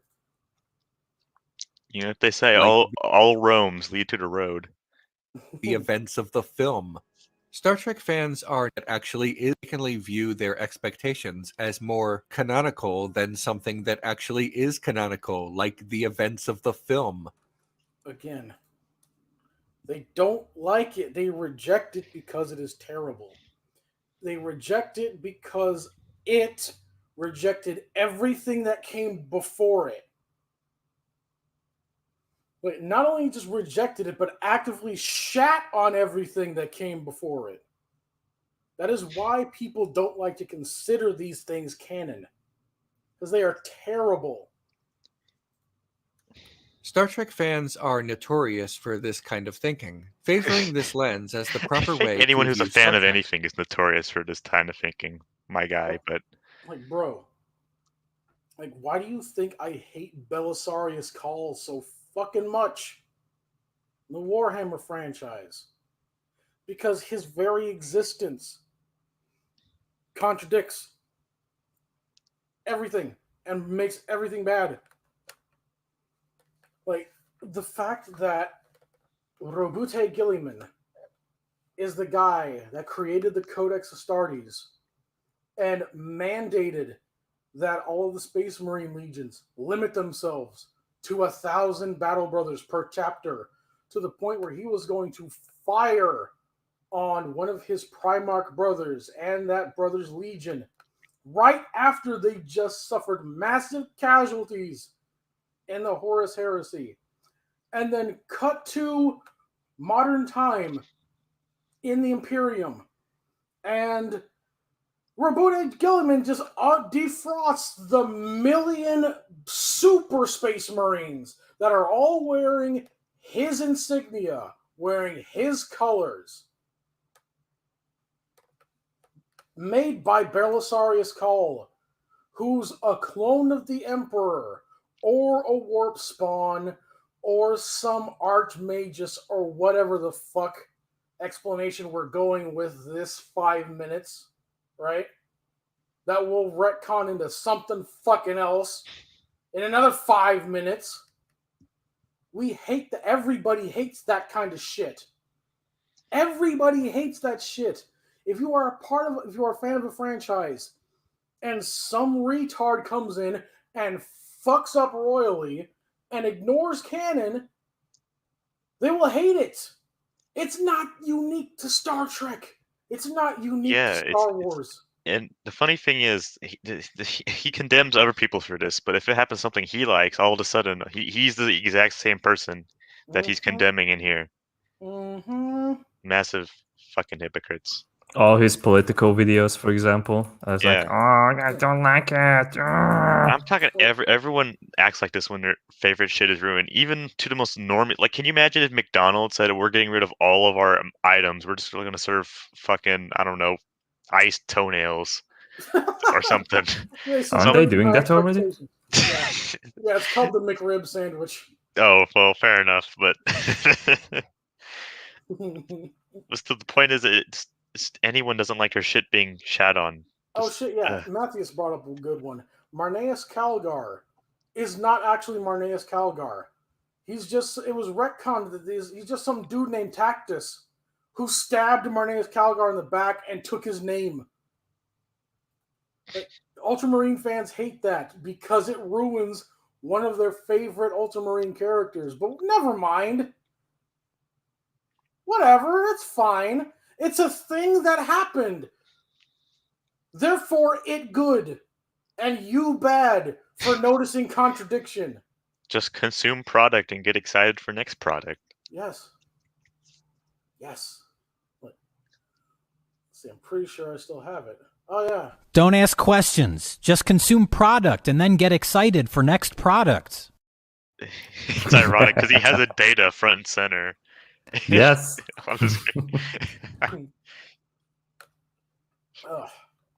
Among these fans, continued discourse on Generations to this day is a prime example. One objection to Generations is that Captain Kirk is not treated respectfully. No, absolutely. Well, I mean, his death isn't, but like Generations solved the Kirk versus Picard question, and Kirk absolutely is the better one.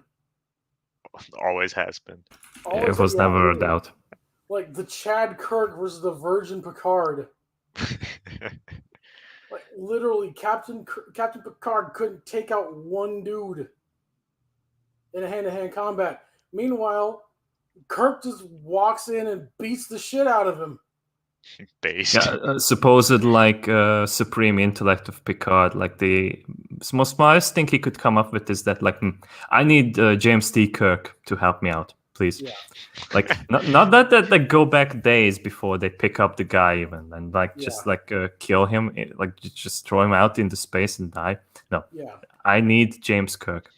To be fair, having Kirk on your side is a guaranteed win. Mm-hmm. James T. Kirk. T. Yes, T. Yeah, we have to say. Oh shit! That's why he's so powerful. He has the power of. Yes. He has the. It was no easy grab. They got T. Mm-hmm. Yeah. Picard has no T in his name. That's why. That's why he lost, because he has no T. He doesn't have any.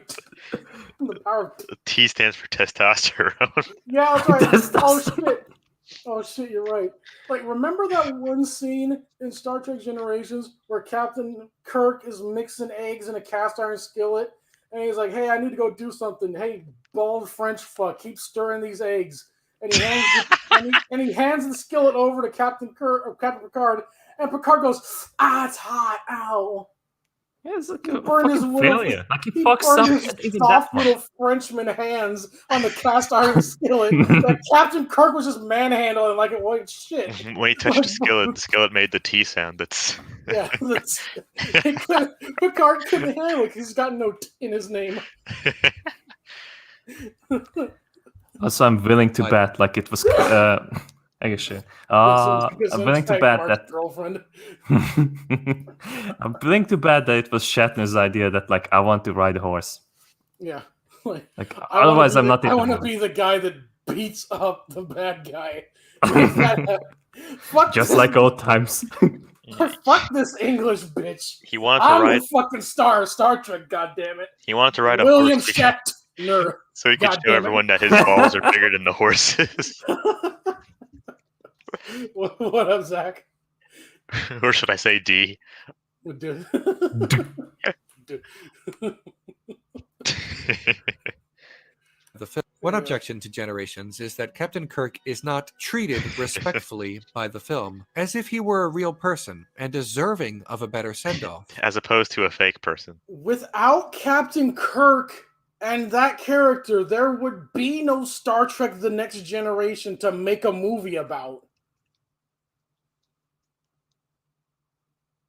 Yes. Yes, this character deserves respect, you fucking idiot. Like a movie just like pissed me off because like I saw like Kirk like doing things. I just like wish that like like, maybe if there would be like an actual good story about him, because like the actor was like not too old at the time. The time to like play like something like more impactful than what he would do right now as 90 years old.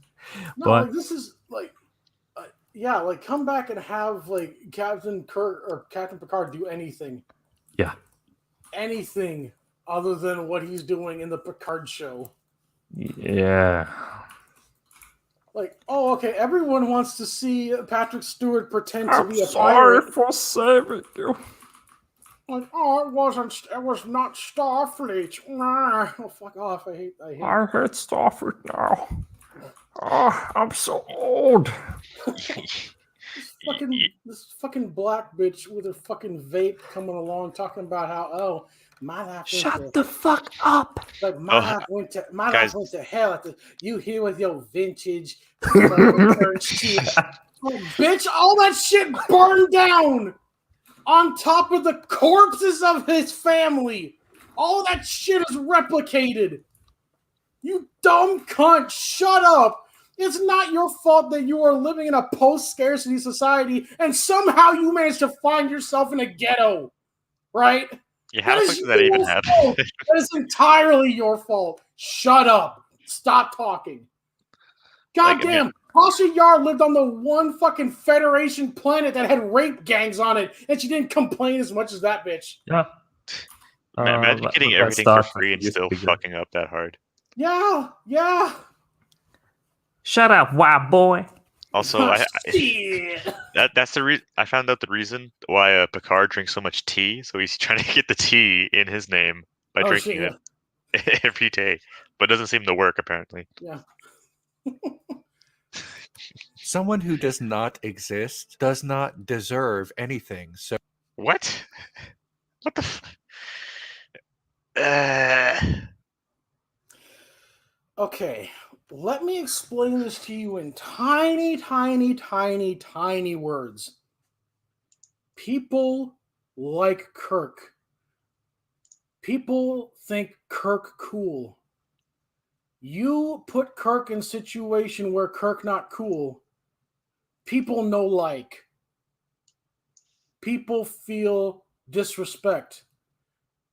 Because people make this franchise popular. I'm sorry, was that too big of a word for you, Renegade Cut? I'm sorry.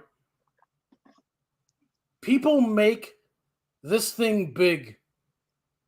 Without people who like Kirk, this thing be small.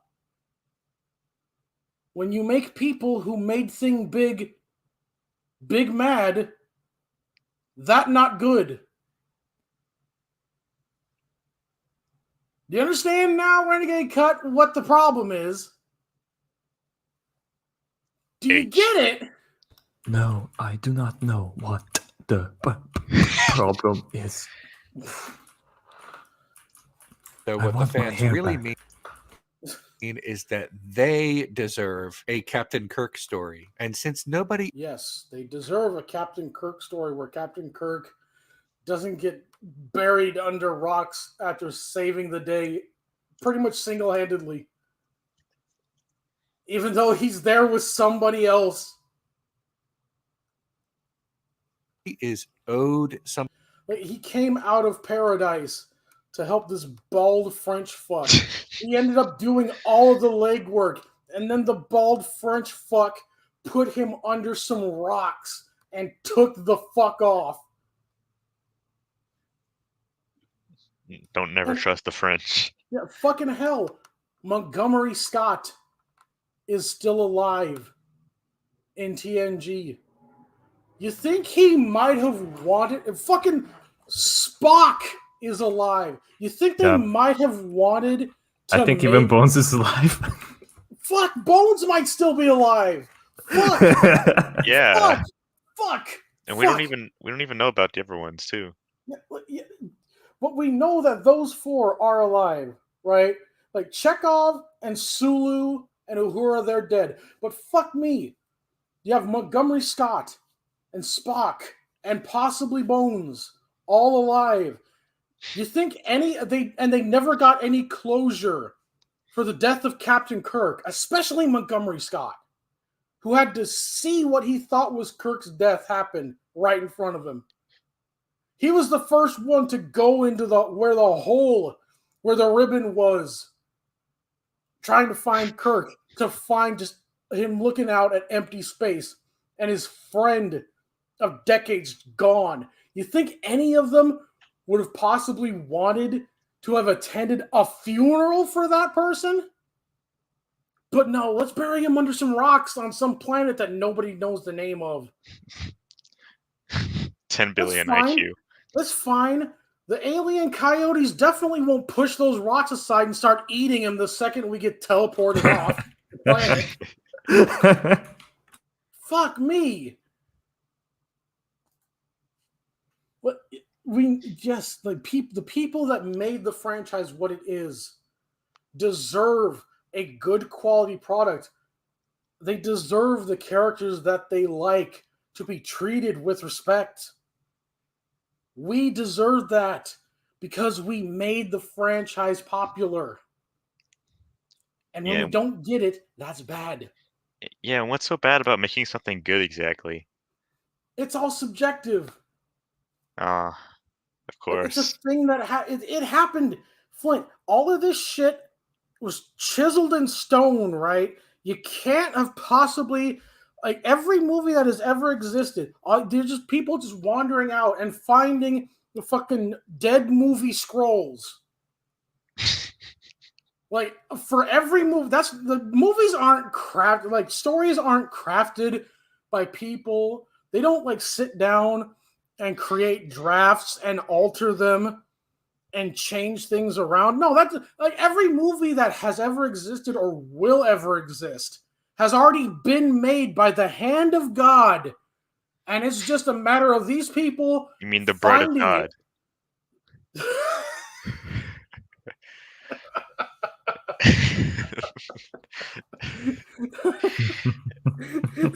So what you're saying is that the movie industry right now is Renegade Jones and the Temple of the Dead franchise. Yes, everything.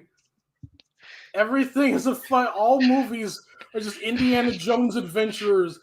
Renegade Jones. Renegade Jones.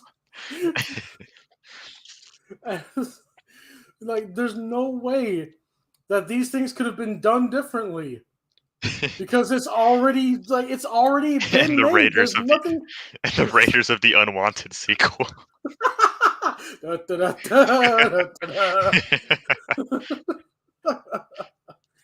Oh my God.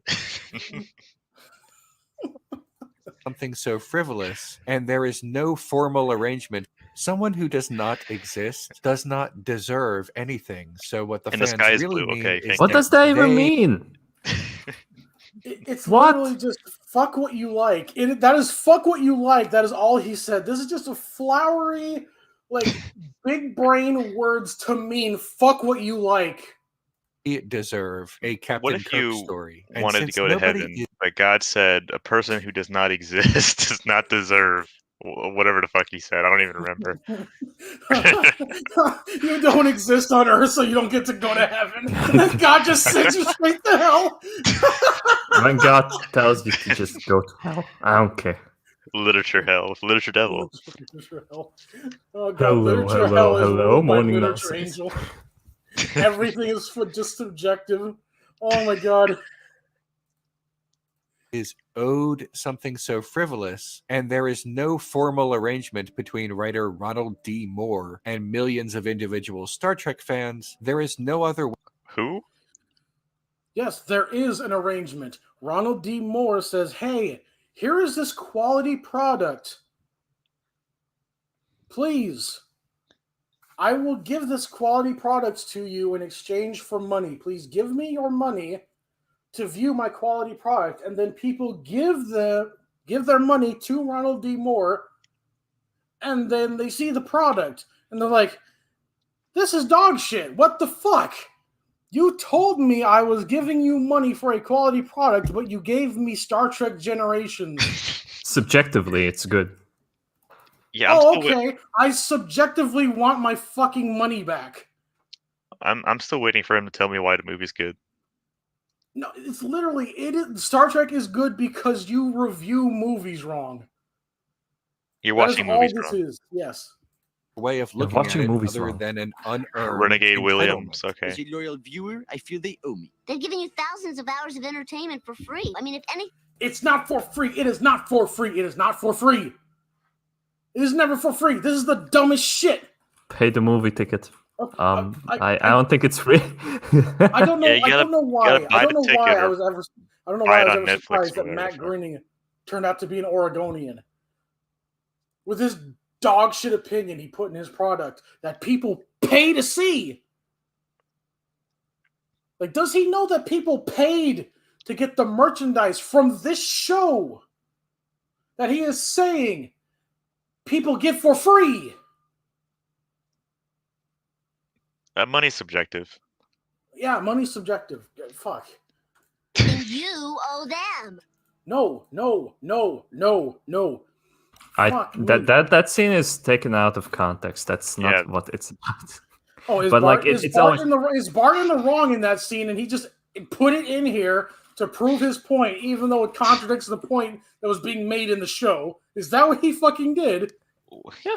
That's what he does, but like this, him and Movie Bob use Simpsons like that. No way! You tell me a disingenuous fuckwit uses clips out of context? Who could have guessed? My shocked.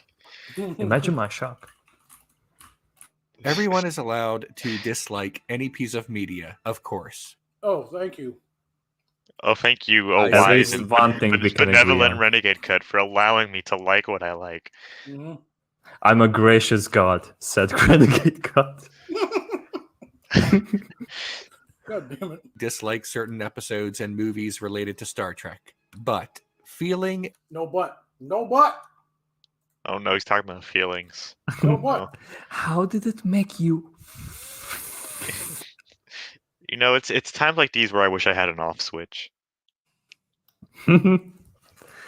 It's on your back, you know? No fucking butts. Oh, really? Yeah, it's on your hamstring, bro. Well then. I don't understand. Like, well, you're allowed to not like it, but you're a terrible misogynist, right? Whatever bullshit label I put on you if you don't. So, like this thing. Okay, give me money. You're allowed to like what you want, but if you don't think literally the same way I do, then you should be put to death. Mm-hmm. Subscribe to my Patreon. Anyways, subscribe to my Patreon, like and subscribe. Click that notification. That's all their videos summed up pretty much. And declaring a betrayal suggests a belief. Betrayed me. This film sucks. In an let him here to kill declaring me. A betrayal suggests a belief in an arrangement that never existed. No, the arrangement exists. That's how transactions exist. That's how transactions Okay, that's a work. foreign concept for him, though. I know, Kami. I know. Okay, So, Kami, here's how this works. When TV shows are put on the TV, they continue to be on the TV so long as people are watching them. Because here in America, you put these things called commercials in between what happens on the show. That way people are seeing the advertisements and maybe they buy things. Right? Companies are paying you to put their ads in your show because they know that when people see their ads, they will get the money they paid you back plus extra, which is a little thing called profit. This is what people do everything for. But Mr. Bears, so isn't there just a TV license that they can get money out of? No, because here in America, we don't have all of the insane taxes that England does, just most of them. Right? Don't you mean the Republic of Britbongistan? Britbongistan, the Islamic Republic of Britain. Pretty much, Britanistan. Britistan. So, yes, there is a thing that people are owed. Like I said earlier, Ronald Moore told us, "I will get if you give me money, you will get to see a quality story." And then people gave their money over and got Star Trek Generations. That is a breach of verbal contract, sir. More like Star Trek Degeneration, am I right? Oh, well, let me... Damn. Got him. Dab. Got him. Dab. Someone kill me.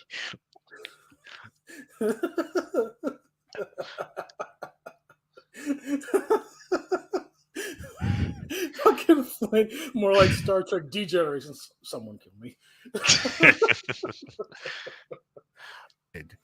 Part of this objection is that after Kirk dies, Picard buries him on the alien planet rather than contacting some distant relative to recover the body to Spock, Montgomery Scott, and Bones.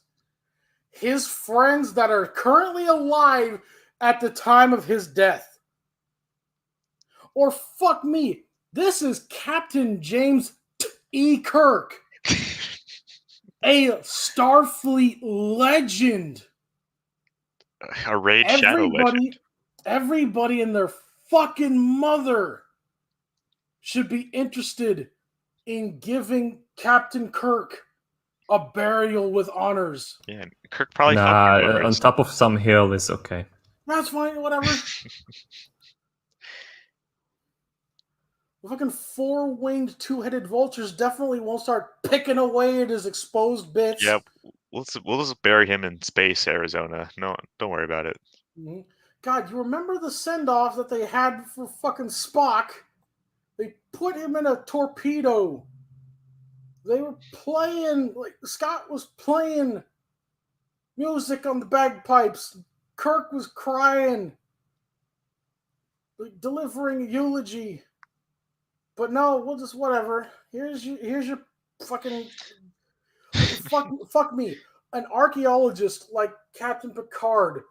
Not only did he break the Kurlan Eskar, but he had a vintage Starfleet badge, a 23rd century Starfleet badge in his fucking hand, and he left it on a rock over the corpse of one of the greatest legends in all of Starfleet. You see, Picard wanted him to die so he could come back later, so he'd be an artifact, so he could dig him up again.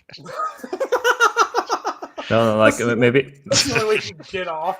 Like maybe like it was Spock's idea the whole time, because this is like a revenge for the third movie. Like, this is what you get, Kirk, for leaving me on Genesis. No, you don't get it. Spock's old. So he would definitely be vengeful. He's old. Don't you get it, guys? Germ. He's old.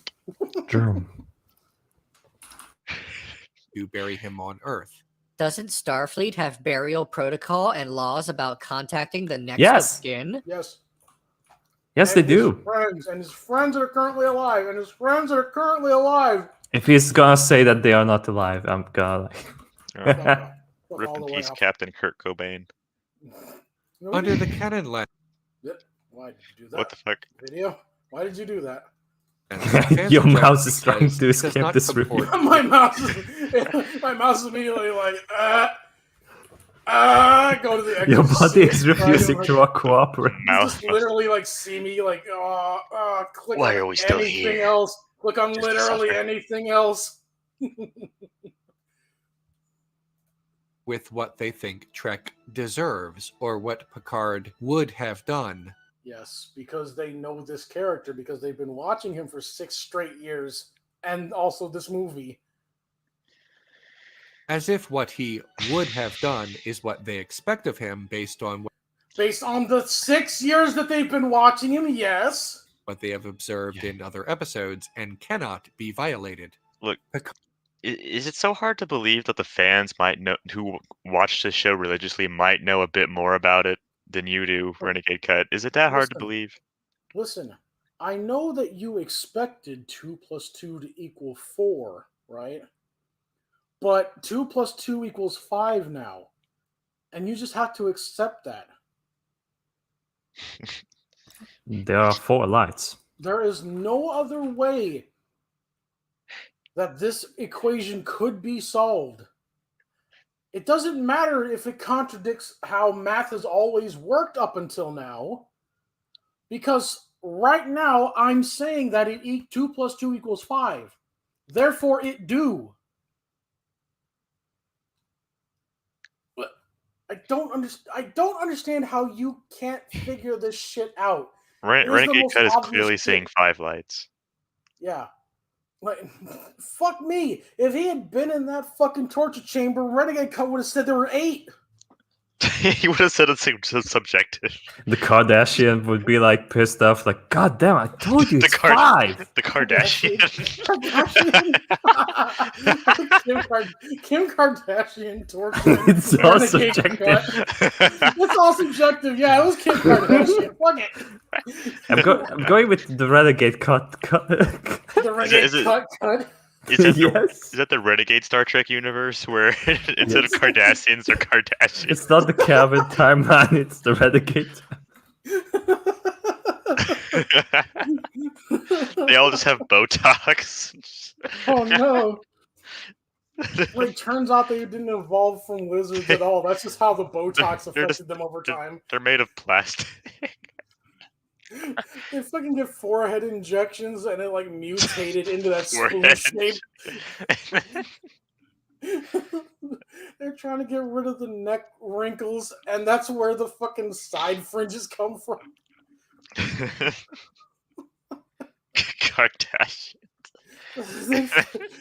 They go in for a spray tan, but they were out of the tanning company was out of orange, so they just went with gray.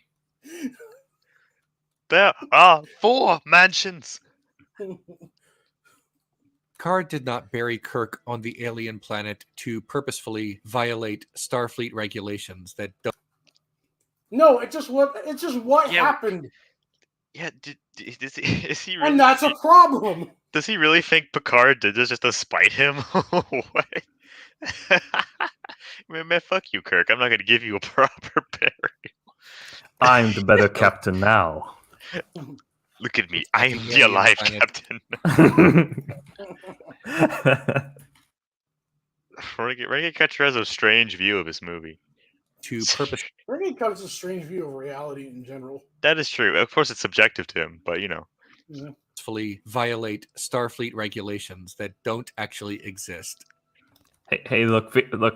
Renegade Cut is the guy who believes in political ideology, but your dead body is being displayed in a museum is okay.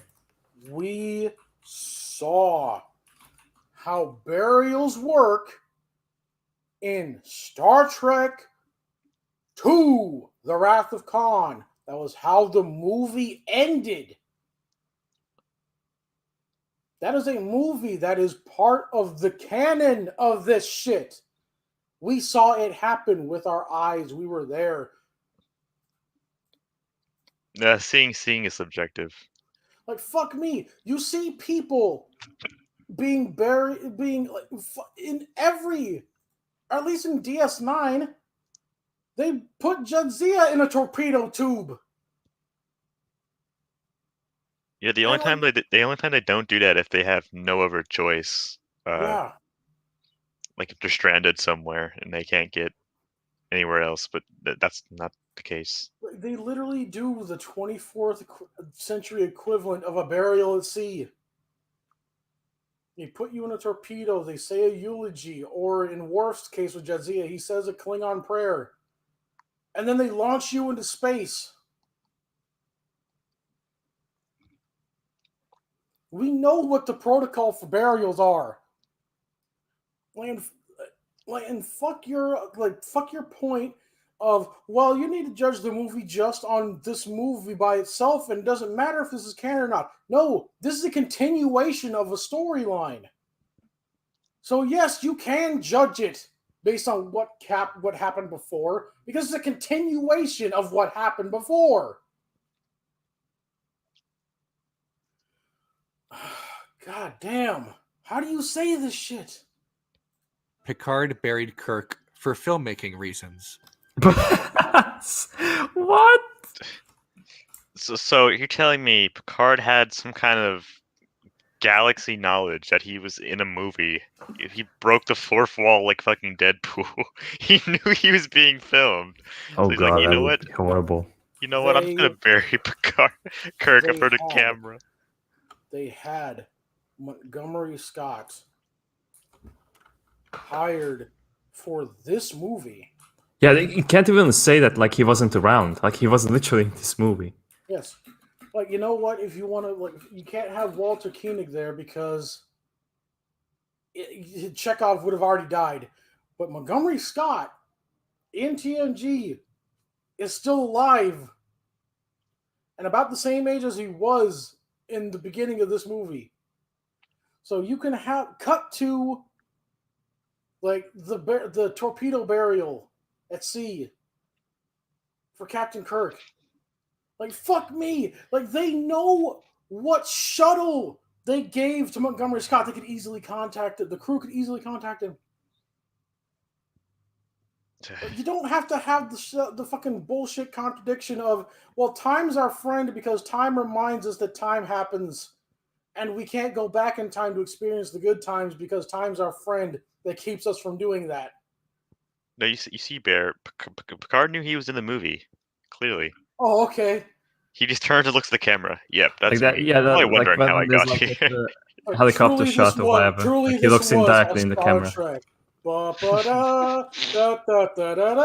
Truly, this was a Trek of Thrones. God damn.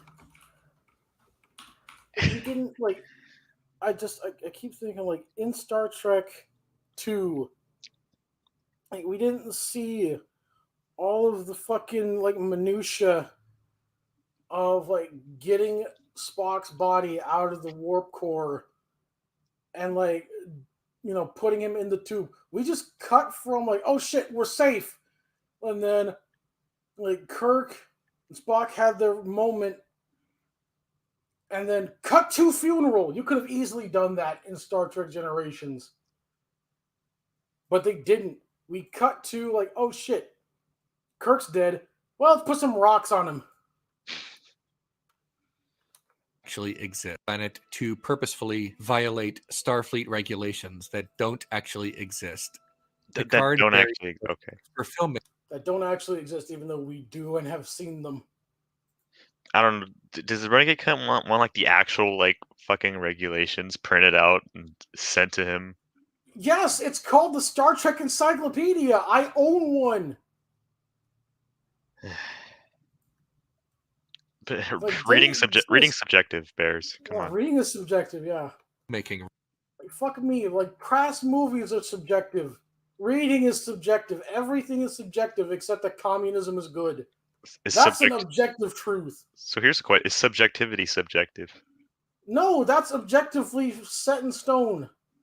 I see. Reasons. Because the close-up of Kirk's badge, the symbol of his duty, makes sense for us to see.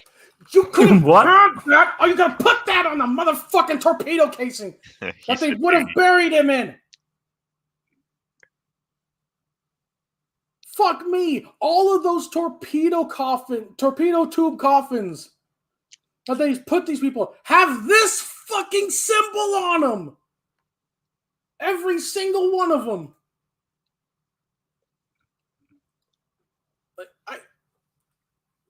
Hey, on the bright side, at least he's not talking about TLJ. Fuck! You could have put that badge. Fuck! It could have had a meaningful thing of where, like, okay, we see Kirk laying in the torpedo tube with whatever wrappings you want to put on him. And then, like, right before they put the top of the casing on and seal it up, have a zoom in of Picard looking mournful and putting the badge, clipping it onto Kirk's chest. And then they put the casing on. And then they say their eulogy. And then they give him the burial at sea. That has always happened in Star Trek. But no. Put the badge on a rock, and as soon as you take a step, the vibrations of your step is going to make the badge slide on the fucking ground. 10 billion IQ. Because in the previous scenes, Picard convinces Kirk to resume his duties despite the latter's desire to remain in the Nexus. Because before they leave the Nexus, Kirk is reminded that he strives to make a difference. And he did that. But that was that's why never we a see the question badge. for Picard, really. Like, he always wants to work for the Federation. That's his job. That's his desire. Like, this is just all made up for the movie. Like, you couldn't, like, this is not as sentimental. Like, he's saying, oh, this is good for sentimental reasons. No. There's a much more sentimental version of this that we've already seen in previous movies that happened to have James T. Kirk in it, mind you. Release the Berserker cut of Star Trek Generations. Oh, fuck me. I will have a fucking field day making this movie not shit. Absolutely. Then we see a rotating shot of Picard by the grave. Film is a visual medium, and a scene with Picard placing a... This is not as impactful as the torpedo riding into the torpedo bay as Montgomery Scott plays Amazing Grace on the bagpipe. Film is a visual medium. Yes, this floor is made out of floor. Yes. The badge on the grave as the world continues to turn around him, as life always goes on, is beautiful, and it... Fuck all the way off. Fuck yourself. And so anyways, go fuck yourself. It's in keeping with the themes of the film about time and our place within time. Did he seriously just say, this is good because it spins just like time does? Is that what he just said right now? I'll try spinning. That's a good trick. Therefore, Star Trek Generations is But the good. scene isn't even working because it's going from right to left, which means it's going backwards. Yeah, it's going counterclockwise, which is how time Yes. doesn't work. Fucking idiot. That's not how time works. Come on, did you expect his subjectivity nonce to know anything about anything? Come on. Oh, subjectively. Oh, yeah. I'm just gonna fuck my life. I hate this. Fucking how do you do this? Well, as the Orange Man once said, autism has become an epidemic.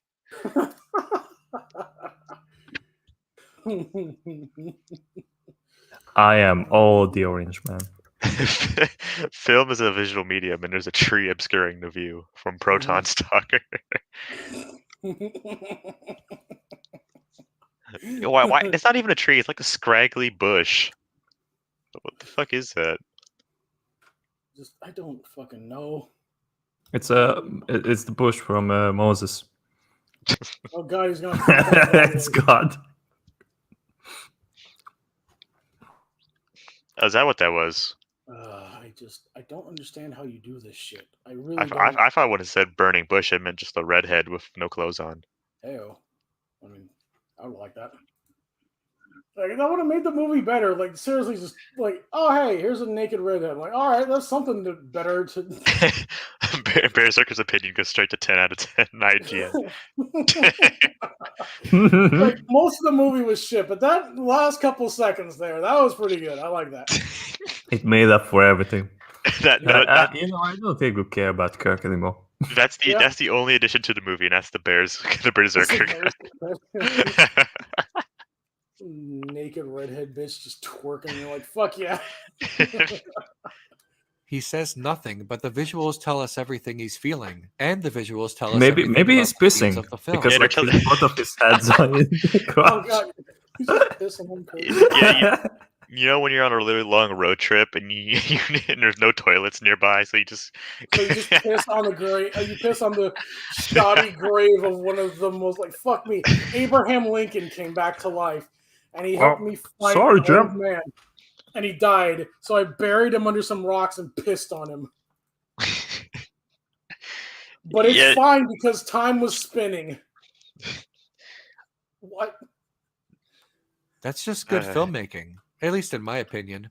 Also, in my Oh opinion. well, your it opinion's would not subjective, so it doesn't matter. What's the see, Kyle? to be good filmmaking for Picard to contact Well, the Picard is Enterprise. based now. Yeah, we still have 10 minutes of this shit. He just showed Kirk's burial, and we still have 10 minutes of this shit to go. Ask for Kirk's next of kin and wait in the dirt for a few weeks. You don't have to do that. You like, oh shit. Like, hey, like, oh my god, Captain Picard finds Captain Kirk is like, hey man, and he says, hey, it was fun. Oh my, and then dies. Yeah. And then cut to the funeral. Yeah, why are these subjective people? They're always like they always write themselves into a dumb situation. It's like, oh, well, we can only go one way from this, but you didn't have to write yourself into that in the first place. Mm-hmm. Like I said, it's on the dead movie scrolls. They can't rewrite it. It already happened. Is that like the Dead Sea Scrolls? Yes. Dead movie scrolls. Yeah, it's Weeks for someone to pick him up. Something happening in a film purely for filmmaking reasons does not always have to be addressed in canon. Is he really gonna say, hey, he is not is he really about to say the sky is red in the spaghetti western that was made on the budget of 12 lira? And he's gonna say, oh well, you don't point that out like you do Captain Picard burying Captain Kirk on some random ass planet under a bunch of rocks. Is that really what's about to happen right now? It's such a dumb comparison because For the love of God, please don't do this. Don't do this. Because number one, this is the '60s, and they didn't have a big budget back then. And number two, when they did like episodes like this where they go to like a western, they didn't have like a set made for this. They just borrowed sets from other things being filmed at the time. Because again, low budget, and they found a way to make it work. It's not a very apt comparison, I would say. I'm not ready for this. Always have to be addressed Never in has canon. Example: any Star Trek series following the original series no longer presented planets made of cardboard and cheap sets. Fuck, he did it. Fuck, he did it. God damn it. No shit. No fucking shit. They had more money. They had more fucking money. The other thing is that this is from season 3, which was incredibly low budget, and like compared to it was like a fucking ghost ship for most episodes because like they didn't even have the budget to like get extras. Yeah, half the crew died or something. Yes, they got replaced by the replicator. They got COVID or some shit. No, they would have lived if it was COVID. They got the coof, Captain Coof. Captain Pfizer. Oh shit. I mean, this motherfucker. Captain Massive Organ Failure. This nigga actually said the sets were bad in the 60s, therefore it makes sense for Captain Kirk to be buried in an unmarked grave on some random planet. It doesn't explain why in the 80s they could just like have like a decent burial, like a funeral. I mean, But Your Honor, the Mayans used to sacrifice people to their god, so therefore, me killing that person was totally legal. Come on. Yeah. No, the renegade cuts excuse would have been like, listen, Your Honor, back in the 60s, Star Trek sets looked bad, therefore me killing this person is just fine. He would have been Your Honor, law is subjective. Judges would be like, oh shit, you're right, you can go. Like, goddamn, oh, you're right, bye. These new non-cardboard, non-cheap looking Oh, look, planets rags. do not have to. That looks terrible. it looks horrible. It looks That like a looks fucking terrible. demo for like a kid. Remember Canto Bite? This is it now. Feel old. Feel old, lad? Yes. This is. Please tell me that's Star Trek because this is what Star Trek. This is all built by the slave kids in the Star barn. Trek Canto Bite. Star Trek Canto Bite. Fuck. Star Trek Broom Boy. Captain Broom. I want the Ryan Johnson trilogy in Star Trek. Oh God! Is I mean, you might as well at this point. Fuck it. Captain Broom CO is fucking potato bag. I forgot her name because she's so forgettable. Rose Tico. Fucking Shrek. Yeah, that's it. That works too. To be reconciled with canon. These new planets are a production matter, a filmmaking matter. God, What the fuck is this Oh fashion? wow! It's almost as if the production and the story are two different things, and people are complaining about the latter and not the former. Also, canon is not a tool nor a trap. It's an inherent storytelling foundation. It's probably more accurate. Like, these people fucking make it a trap, though. They make it a trap because they just fucking do whatever the fuck they want. And then people are like, hey, that's not how that's supposed to be. Look, all right, here's a bit of advice to anyone watching. If you think canonity is a trap, then you might not be cut out for writing. I'm sorry to tell you this. Yeah. Or reviewing. Don't even think about reviewing either. Mhm. Unless you Canon want to be is a renegade tool. guy. Why would you want to, by the way? I don't know. You Not a humans are trap. very bizarre. God damn it. The fucking arm is trying to get me to click out of this video again. Canon If is it a is useful, tool, not a then it should be trap. used. If it is Why? Why should canon be used as a tool, Renegade Cut? When is canon ever not useful? That's another thing. If you find it not useful, then you're not cut out for writing. These Don't movies even are try. these movies are not episodic. That like, oh, now this happened and this happened. But like when you have like such significant events that like a well-known character just like fucking dies, it matters. Because like things that came before and after just like gonna like influence the events significantly. Yeah, look, Renegade Cut. Let's stop beating around the bush. All right, look, the reason why you want this shit like canonity to be not solid, like set in stone, is so you can write shit that's all about mafifis or your agenda. That's it. That's why you don't want this shit.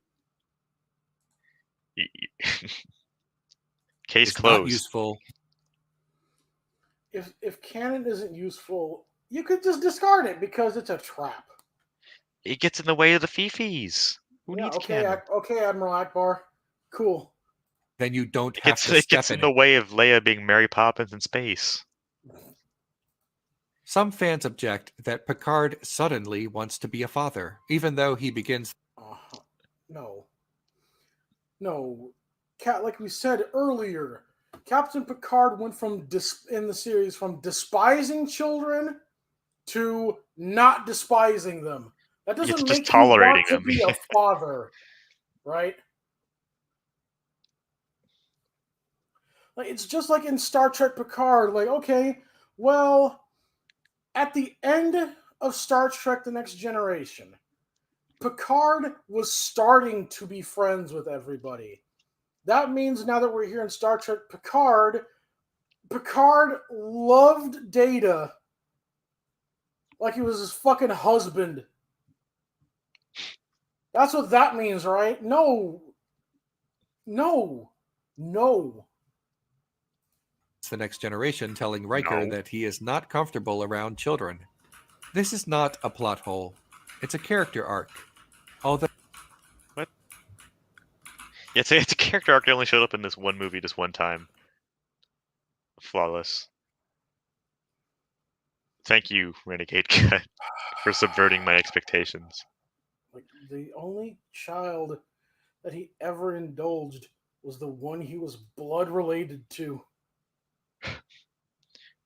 Re-engage Cut. Though not necessary to appreciate the plot of the film, the series presents Picard initially as someone with no interest in children, but later as someone who can tolerate children, such as in the aforementioned episode Family and another episode called Disaster. Yeah, but he Picard doesn't want. is eventually presented as someone who may even want children of his own. That's him living somebody else's life. And he was reluctantly too. Yes. Didn't he like try for a year? Like, oh god, like this is just a fucking trap. Like I have to escape this before like he just like Yeah, I'm went pretty with sure the there's a entire cut idea. where it was like or it was a cut like from where it started, and 4 years later, then they decided to have the first kid. Yes. Because he realized there's no getting out of it from his point of view. So, It's literally him living somebody else's life. Yeah. Renegade, did you watch this episode? No, the only thing he looked at, like, did Picard have kids here? Okay, like now I can put this in the video. Literally, he just Googled Picard with children. he probably couldn't even be bothered to read the Wikipedia synopsis of the fucking episode. He's that lazy. God damn. As hinted at in the famous episode The Inner Light, in which Picard experiences a kind of sci-fi illusion of being a father. Somebody By the else's time of the life.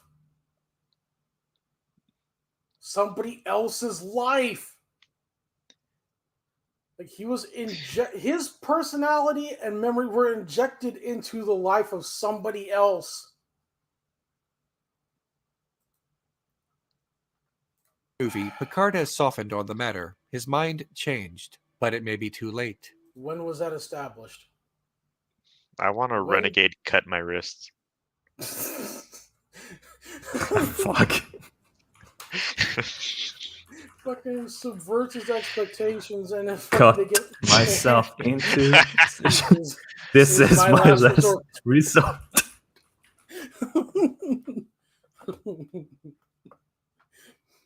But listen, Flint, canonicity doesn't matter, right?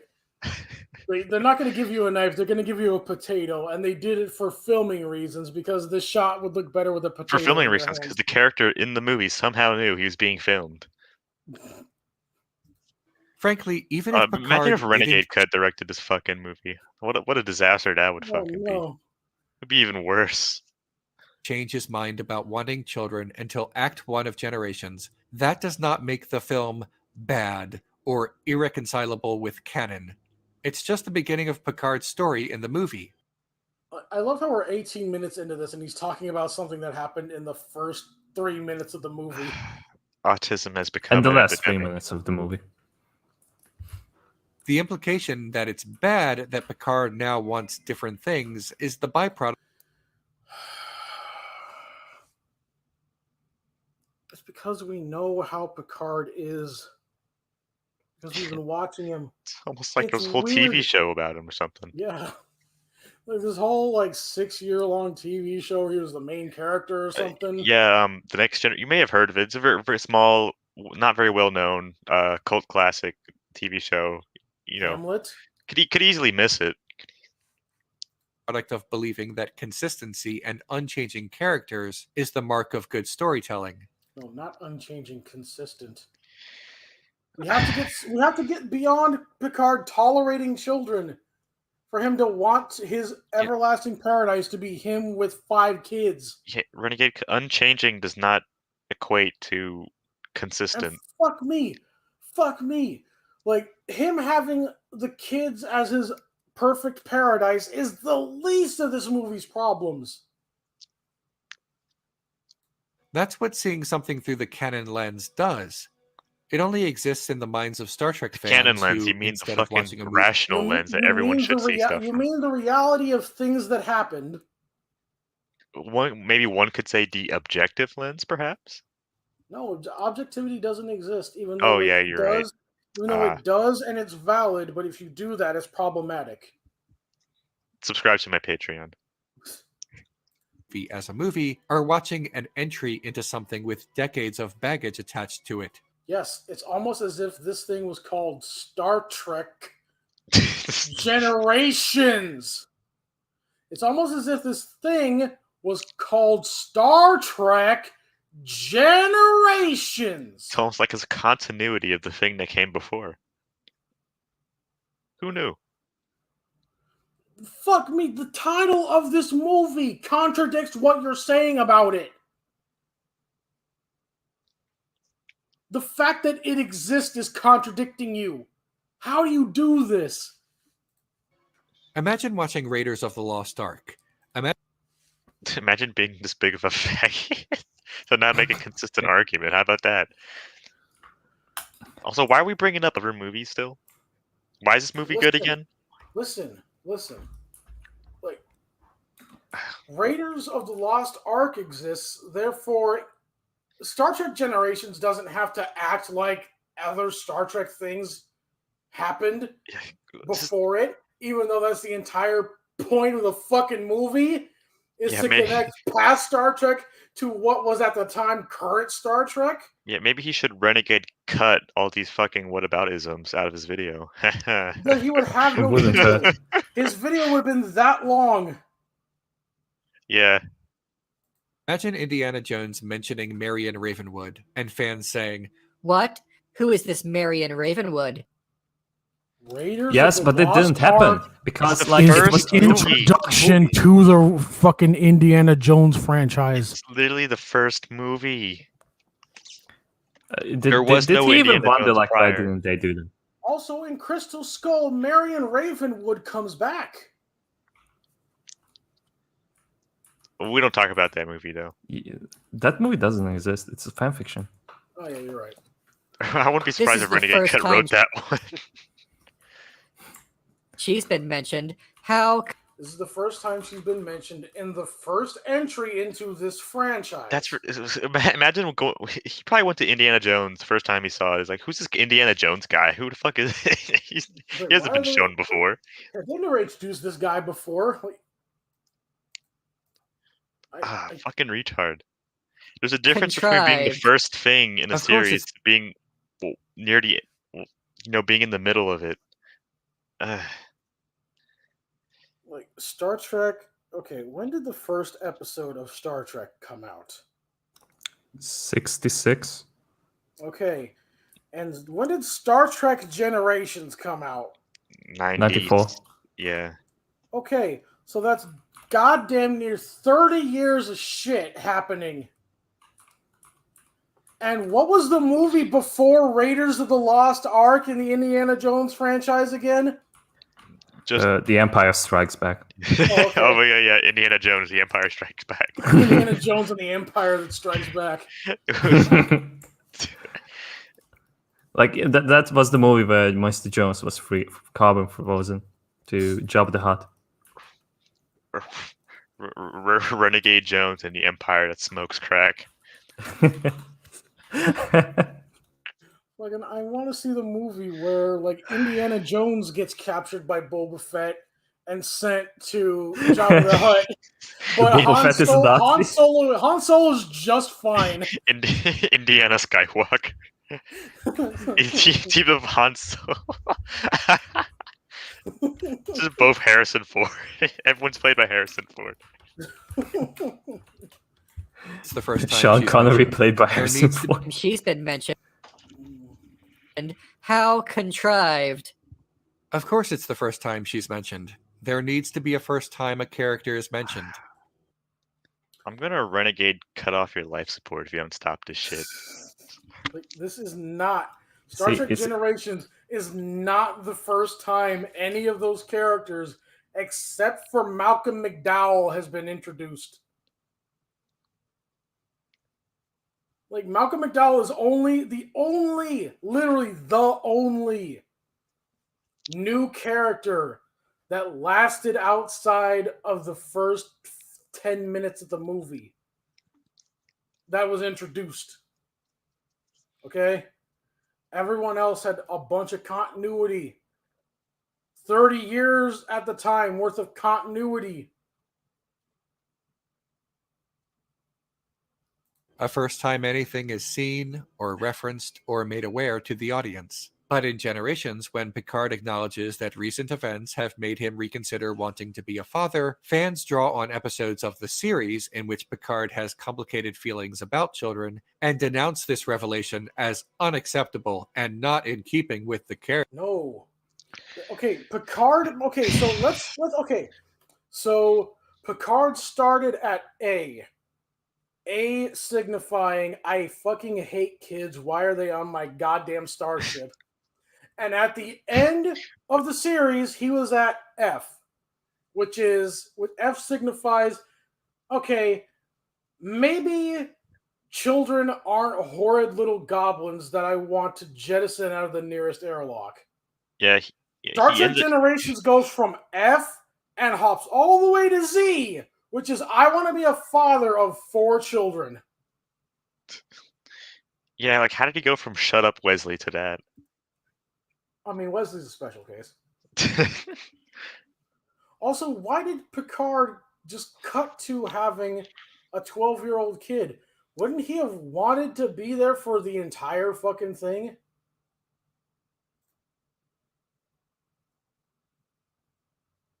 Like, Character.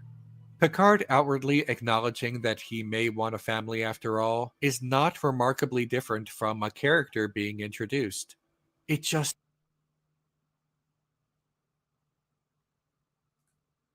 I hurt myself today to see if I could feel. I focus on you caught the feelings. Yeah.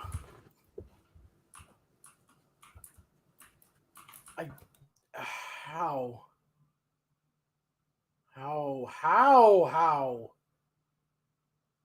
Like, I understand. Like, wow, holy shit, wow. feels different because the lens of canon is so narrow that it obscures other interpretations of the scene. Picard has tragically lost his family, and his feelings on My face when watching Star Trek Generations. Different because the lens of canon is so narrow that it obscures other interpretations of the scene. Like me watching Star Trek Generations, like, you know, back when I was at the academy, we would disregard Generations as a shitty movie. What I miss? Picard's reaction to the movie he's in. Oh. Here we are. So he did break the fourth wall. He's watching the movie while he's in the movie. Yeah. Yeah, so like his theory was right. Oh god. What the fuck am I looking at? Q, is this your doing? Picard has tragically lost his family. Come on, Harry. His feeling on family and what he wants. No, that would have been what Captain Sisko said to Q. No, that would have been Kirk. Oh yeah, Kirk would have called him a faggot. Come on, Like, you Captain faggot. Sisko would have just been like, "Square up, nigga." Nah, he would have punched him in the face again. What? Oh, no, mein Capitan. Don't you know, everything is subjective, Picard. Complete sidebar. I love the fact that in Star Trek Deep Space Nine, the one time Q shows up, Captain Sisko beats the shit out of him, and Q never shows up again. He punched him in the face so hard he went to Voyager. To the other side of the universe. It's canon now. It's canon now. Sisko punched him into the Delta Quadrant. Like, yeah, that's amazing. Captain says, "Omae wo mo hinderu." Nani? months from his life have now come into focus. Another problem with how Who is this? Is this Renegade Cut? No, Renegade Cut's not near this good looking. No, he has hair, It's so he his- cannot be. It's his overweight brother, Renegade Gut.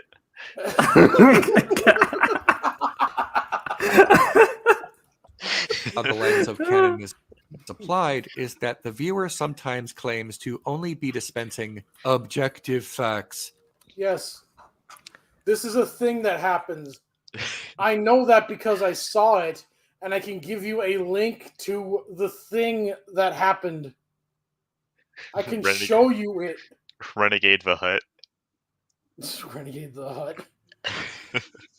About what can be readily proven about previous entries in canon, giving the veneer of some kind of impossible objective analysis. Oh my god, we circled back to, like, Long Man Bad again. I don't like when somebody else disapproves my opinions because I am right. I am right. The money. Right. I want the money. But this ignores the subjectivity of the viewer. What? Oh What? god. What is happening? Did he say subjectivity and then cut to Patrick Williams? Picard is like saying, like, help me. I'm stuck in a Renegade Cut video. You're watching Star Trek Picard's- Generations wrong. Picard is still with this face. He's just like, what in the fuck is this guy saying? Like, subjectivity? Who's this Patrick Williams guy? What is happening? Oh, God. Objective analysis. But this ignores the subjectivity of the viewer, that the viewer is judging what they deem important in the first place. The viewer has created a set of principles that they personally care about, adherence to canon and various pre-existing. This is the backside of Patrick Williams. No, he has more. too much hair for that. Yeah, he has too much hair for Patrick Williams. This could have been, like, listen, this could have been, like, back when Renegade Cut snuck into his room and took some voyeur shots, right? We don't know when Renegade Cut did that. We know it happened, though. Entries in the franchise, and has overlaid those principles Also, why on is the the lens screen in so which they are. I You don't. can barely see the movie, my dude. He has the blue light filter on it. No, Also, oh, why no, do you it's have just- why do you have the light on above? What? This is just stock footage of a guy. There's supposed to be something here. Yeah, I know, but it's That still you, like, autistic. Like he that could have you- picked better stock footage. Like, come on, Renegade Cut. Yeah. Reviewing Look, the piece of special media. effects are subjective. So. Canon is only Oh, important yeah. if you have decided it's important. I think it's important by default, and retards like you deem it unimportant. Canon is only top Retard priority if you have decided it is top priority. Canon can just as easily be unimportant to someone Shut else's the subjective I want to shoot you experience with a and fucking cannon. judgment. Star Trek fans who condemn an entry into its franchise for a lack of respect for canon always seem to cite the most meaningless minutia and often cannot. That's a whole lot of projecting here, buddy. Meaningless minutia, like Picard's character is not this. And I don't know. They wouldn't have done this because we've seen them do the exact opposite of what is currently happening. I don't know. This sounds like a whole bunch of cope to me. Why is he coping over a movie that came out in 1994? That's my question. Well, whatever gets him off, I guess. Motherfucker, this is like 26 years later, and you're coping. Interpret said He's minutia coping because outside of he's coping because he can't. He's not out there groping. That's why. the lens of canon. Case in point, the final scene in Generations in which Picard picks up and sets down an artifact. Is he really going to cut to the scene where Picard cooned his pants over said artifact? And he's still gonna say that it doesn't matter. Sean Coombe Picard. Jean Coon Picard. Still no T in that. Jean-Luc Picard. Lacumus. Star Trek: The Next Coomeration. But like I said earlier, him looking at the Kurlan Eskar and just fucking putting it back down in the rubble is like Kumanescar. Data like, oh hey, It's Spot. All right, never mind. The Yeah. Kurleneskos is an artifact. Yeah, it's like if given Geordi to found his Picard by visor. his He's like, oh, that's pretty archaeologist neat. And he's mentor like in an tossed episode it of The away. Next Generation. The Canon Lens complaint about the scene is that Picard trashes the artifact that the series established meant so much. It was a gift from his archaeology professor. Not only is it incredibly valuable in general, but it is a gift from his archaeology professor.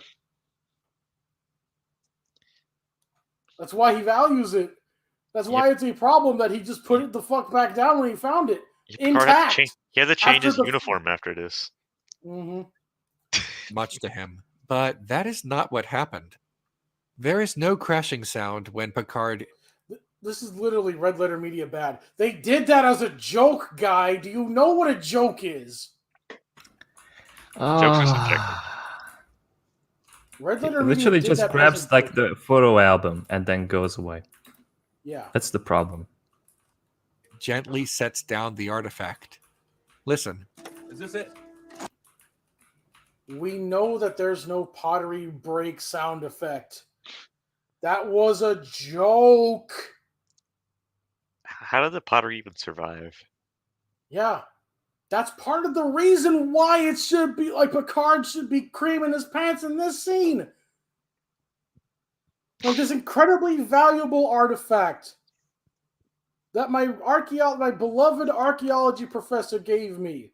This thing that I love survived the saucer section doing planetary entry.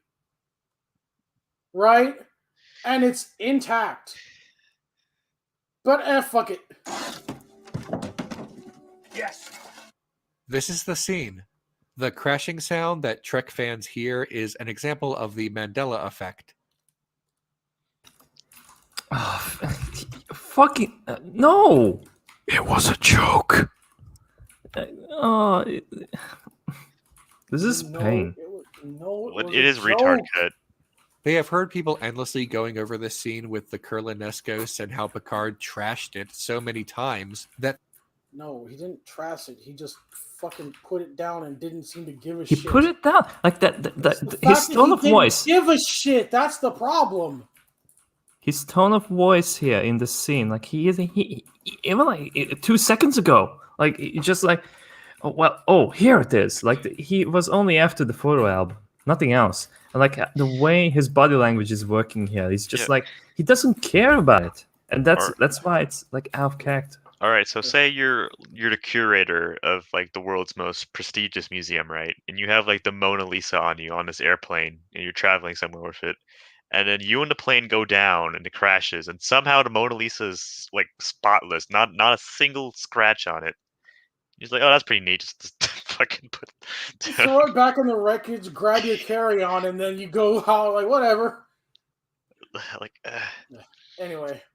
I gotta wrap this up. Fuck my life. This crashing sound is now part of the movie for them.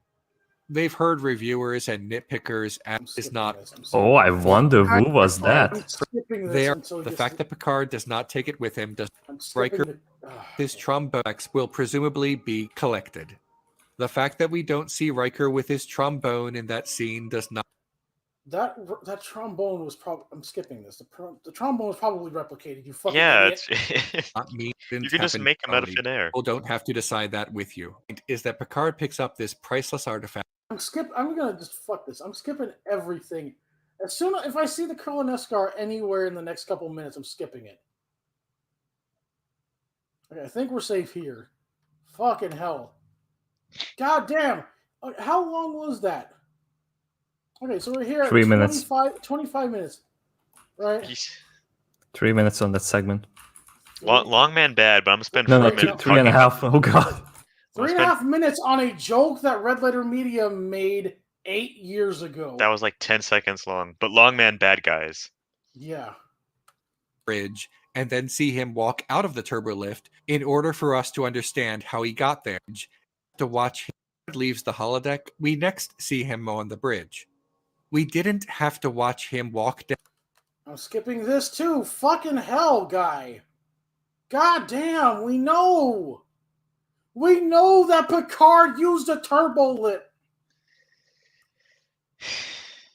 That is not the same thing as character inconsistencies and disrespect for a legacy character that you fucking that the filmmakers banked on you caring about as part of the reason why you would give them money.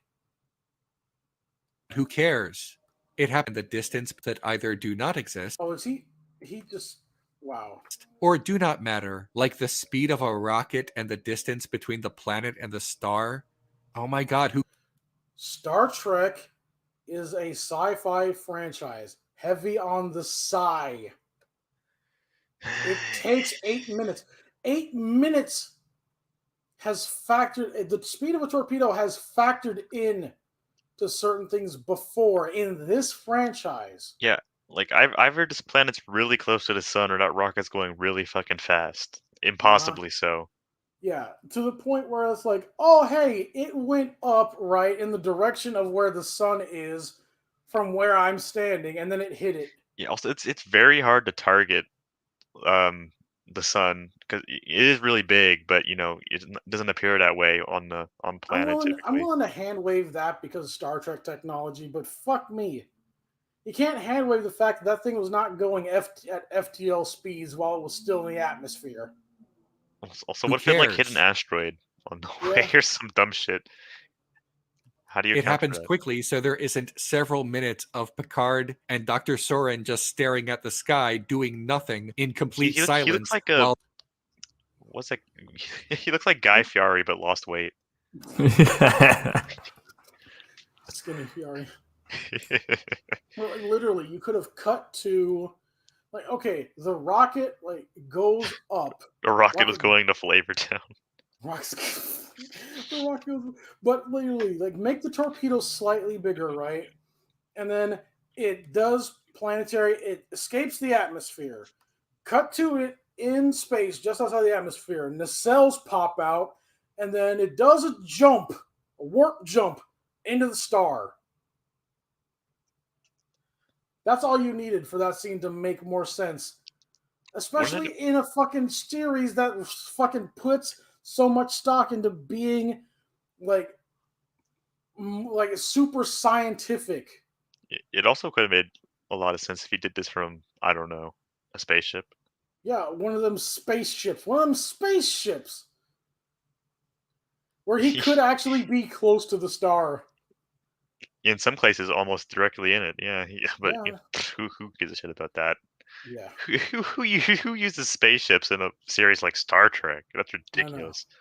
the audience waits. That wouldn't be good filmmaking, so it happens quickly. That's why it happens.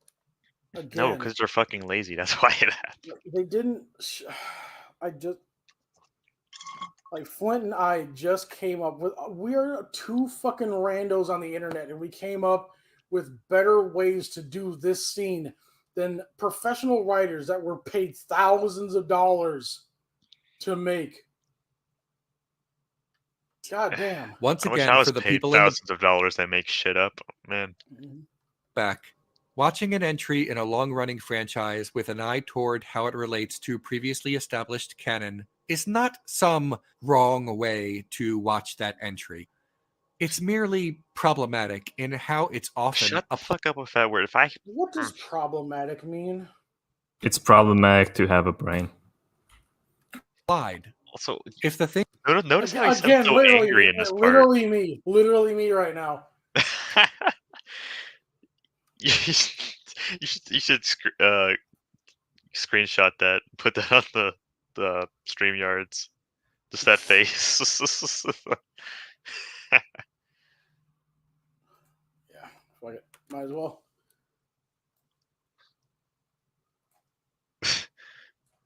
Picard's like, fucking reviews, how do they work?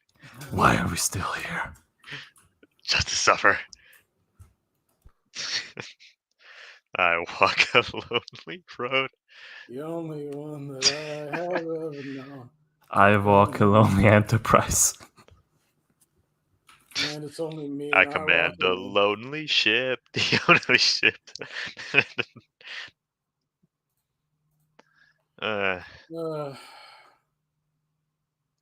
Life is pain. Yes. You're a slave to What's gonna be his conclusion though?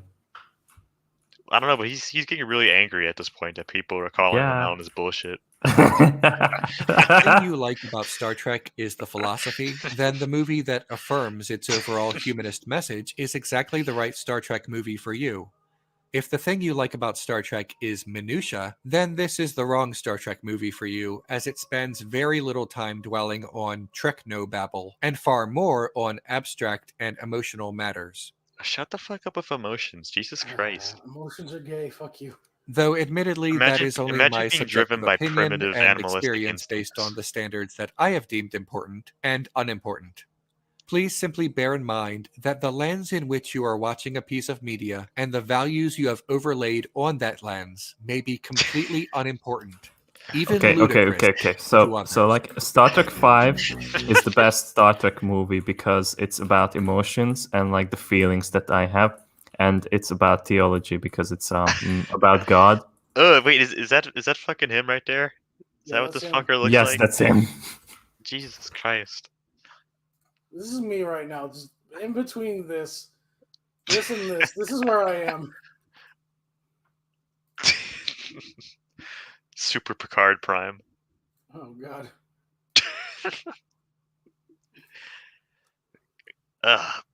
What is something's wrong with his face? I can't put my finger on it. Everything. He looks like he looks a he few did makeup for just his face. he looks a few ball he's a few balls short of a ball sack. He's 2 balls short of a ball sack. Yeah, Oh pretty God. I have bad news for him. He's not gonna make it as a Picard. Also, fuck you, Leon A. Bino, for supporting this shit. Yeah. Let's look at all the people that caused this shit. Just Evan. Just what?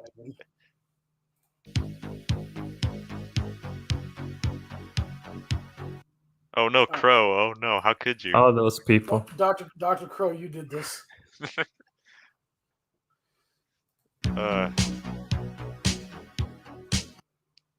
Q Jimbo. What? You're going to the Shadow Realm, Jimbo. Jimbo. Oh wait, it's Jimmy Neutron, but as a Q. Q Jimbo.